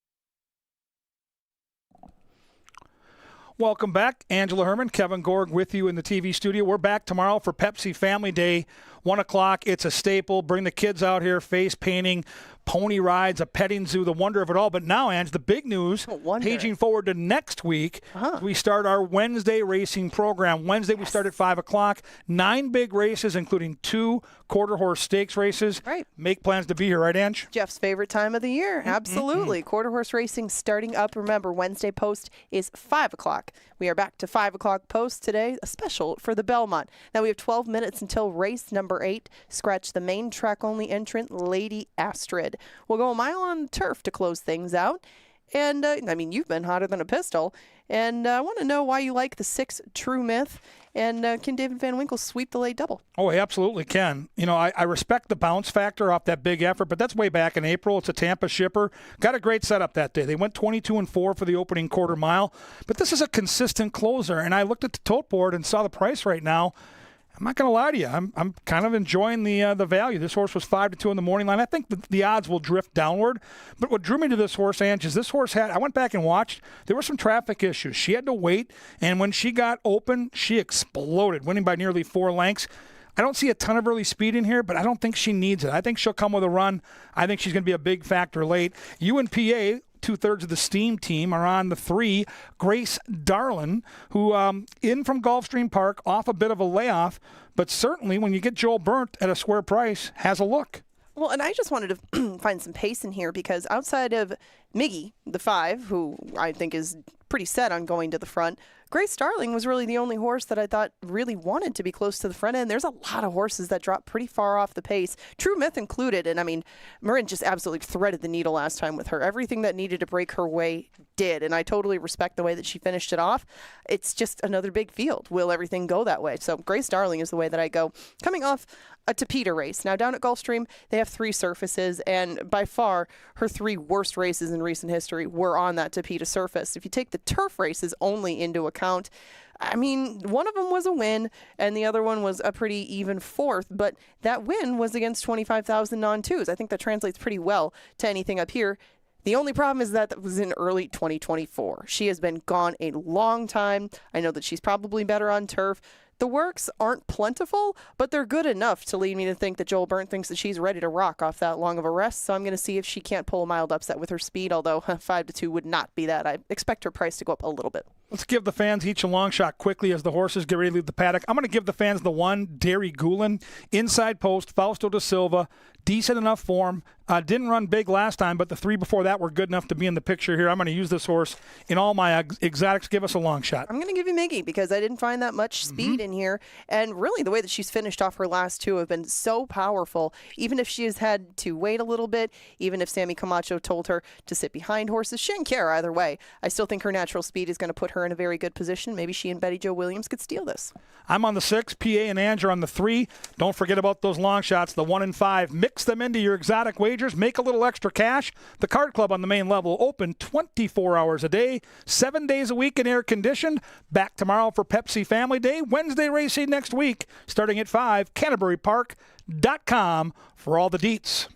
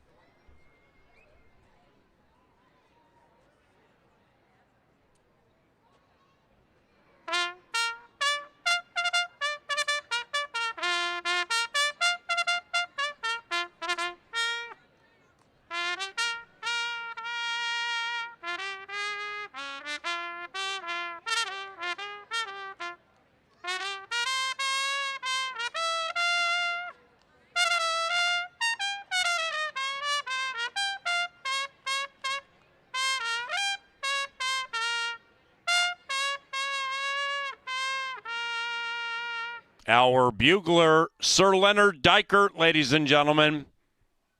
Best in the business. See you tomorrow. Thanks, bud.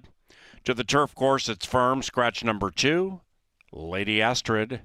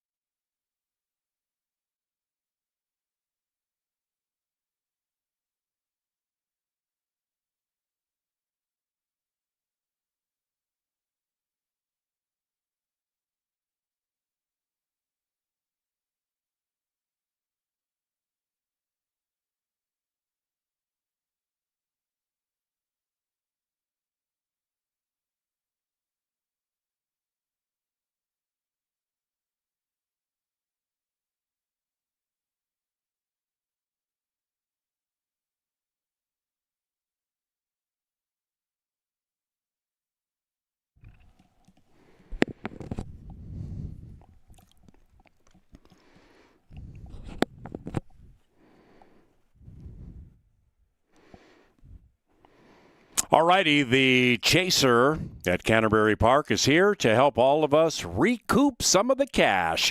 It's the final live race, and courtesy of Crown Royal, we're going to go to chasing, and here's what we're going to do.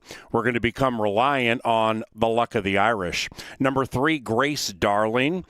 This mare is Irish bred, so maybe this win bet on Grace Darling will get us most of the way out. But wait, the Chaser's fun is not done. We're going to go down 3 spots in the program to the 6 and do a 3-6 exacta. That'll be True Myth in second. Then go down 3 more to the 9, and we're going to do a 3-6-9 straight trifecta. The Chaser's chasing hard here in this lucky last. Maybe the luck of the Irish will get us all over the hump.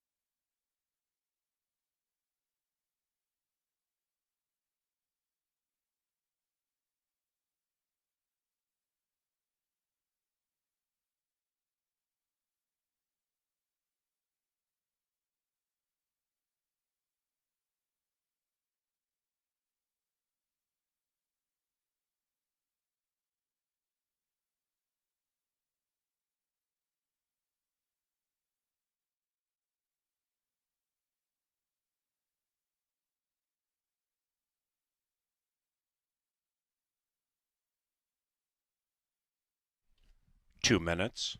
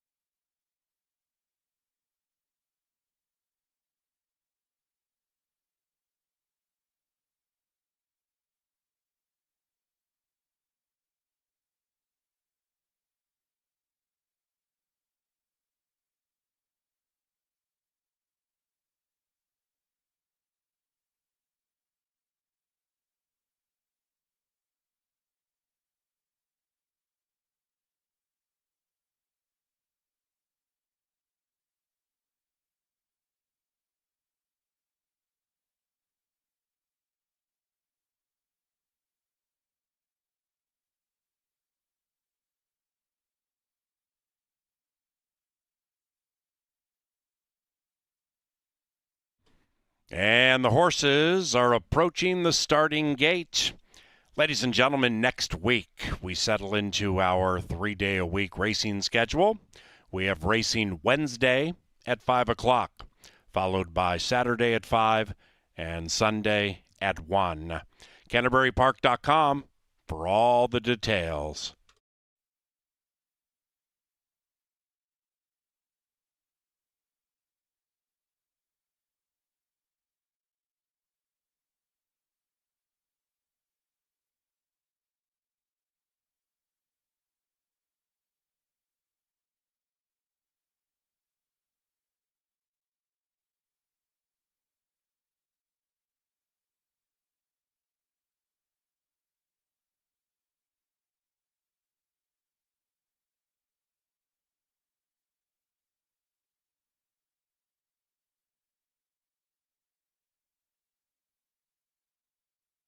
It is now post time. Into the gate for the 8th. Grace Darling and Mastery Cat, each 2.5 to 1.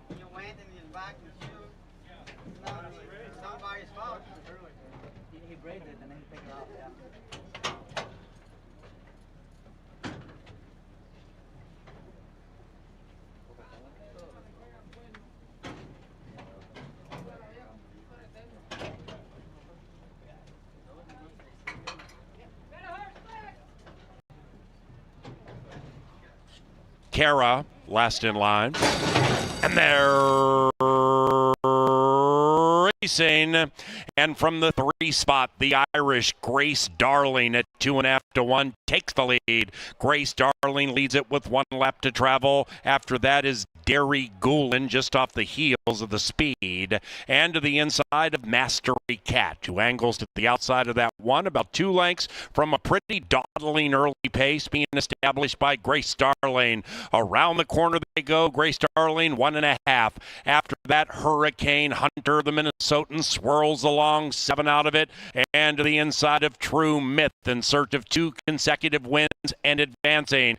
Between them is Miggy. That one's looking to win 3 in a row and is in the turf debut, joined by Jewel Lasoul to the inside and Cara to the outside. The field is covered by 9 and they have 3.5 to go, chasing the 3. Grace Darling leads it from Derry Goulin. It is Grace Darling at 2.5 to 1 from Derry Goulin at 2.5 to 1 into the far turn. Outside of that, Mastery Cat also well supported, spinning the wheels a tad. About 7 lengths clear from Hurricane Hunter to the inside of True Myth, who has to give more. Jewel Lasoul is running on from 10 out of it. After that, it's Miggy second last in the turf debut, and Cara can see them all. Grace Darling leads it by 1.5 lengths. Derry Goulin gets down to business to the outside. Likewise for Mastery Cat. Grace Darling with a football field to go from Derry Goulin, and outside Mastery Cat. It is Grace Darling, wire to wire.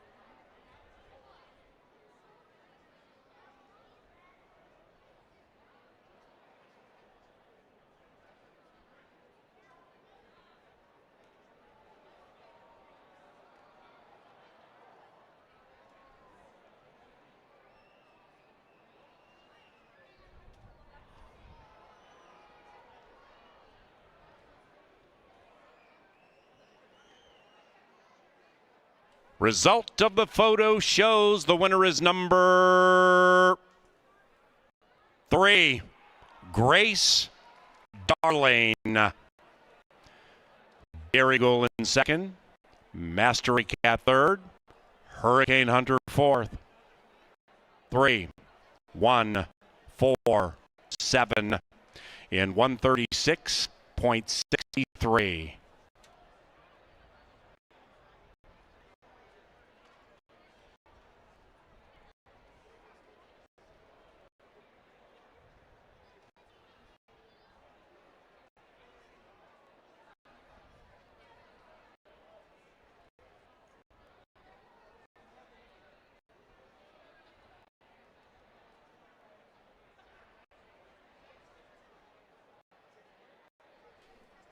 And the 8th is official.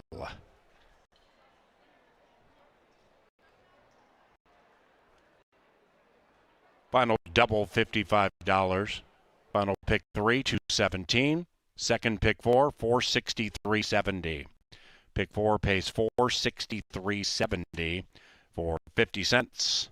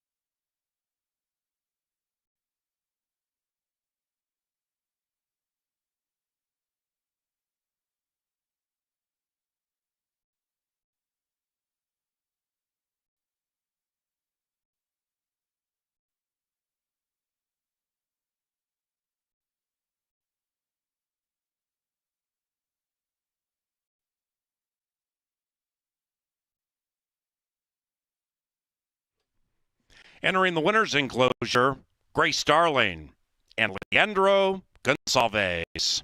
Grace Darling is owned by Turk's Head Turf. And the winning trainer, Joe Bart.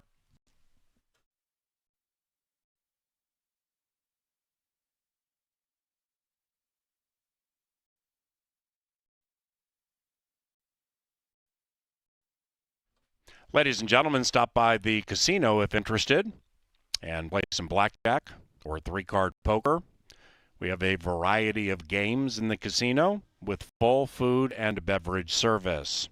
Otherwise, tomorrow and each and every Sunday is Family Day at the park, by far the best racing day of the week to bring the children. And we start tomorrow right around 1 o'clock. On behalf of our management team, those of us here in the Dark Star Press Box, and for our esteemed television department, thank you very much for watching and wagering on Racing from CBY. And if you're leaving the racetrack, please drive carefully.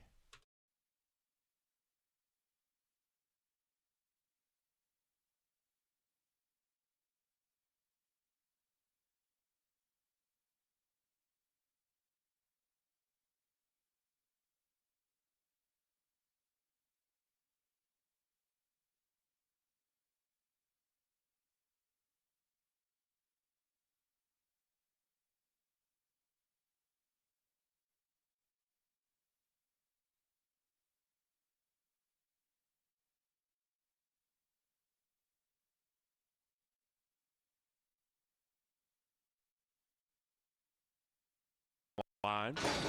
And they're racing. And from the 3 spot, the Irish Grace Darling at 2.5 to 1 takes the lead. Grace Darling leads it with 1 lap to travel. After that is Dairy Goulin just off the heels of the speed. And to the inside of Mastery Cat, who angles to the outside of that one, about 2 lengths from a pretty dawdling early pace being established by Grace Darling. Around the corner they go. Grace Darling, 1.5.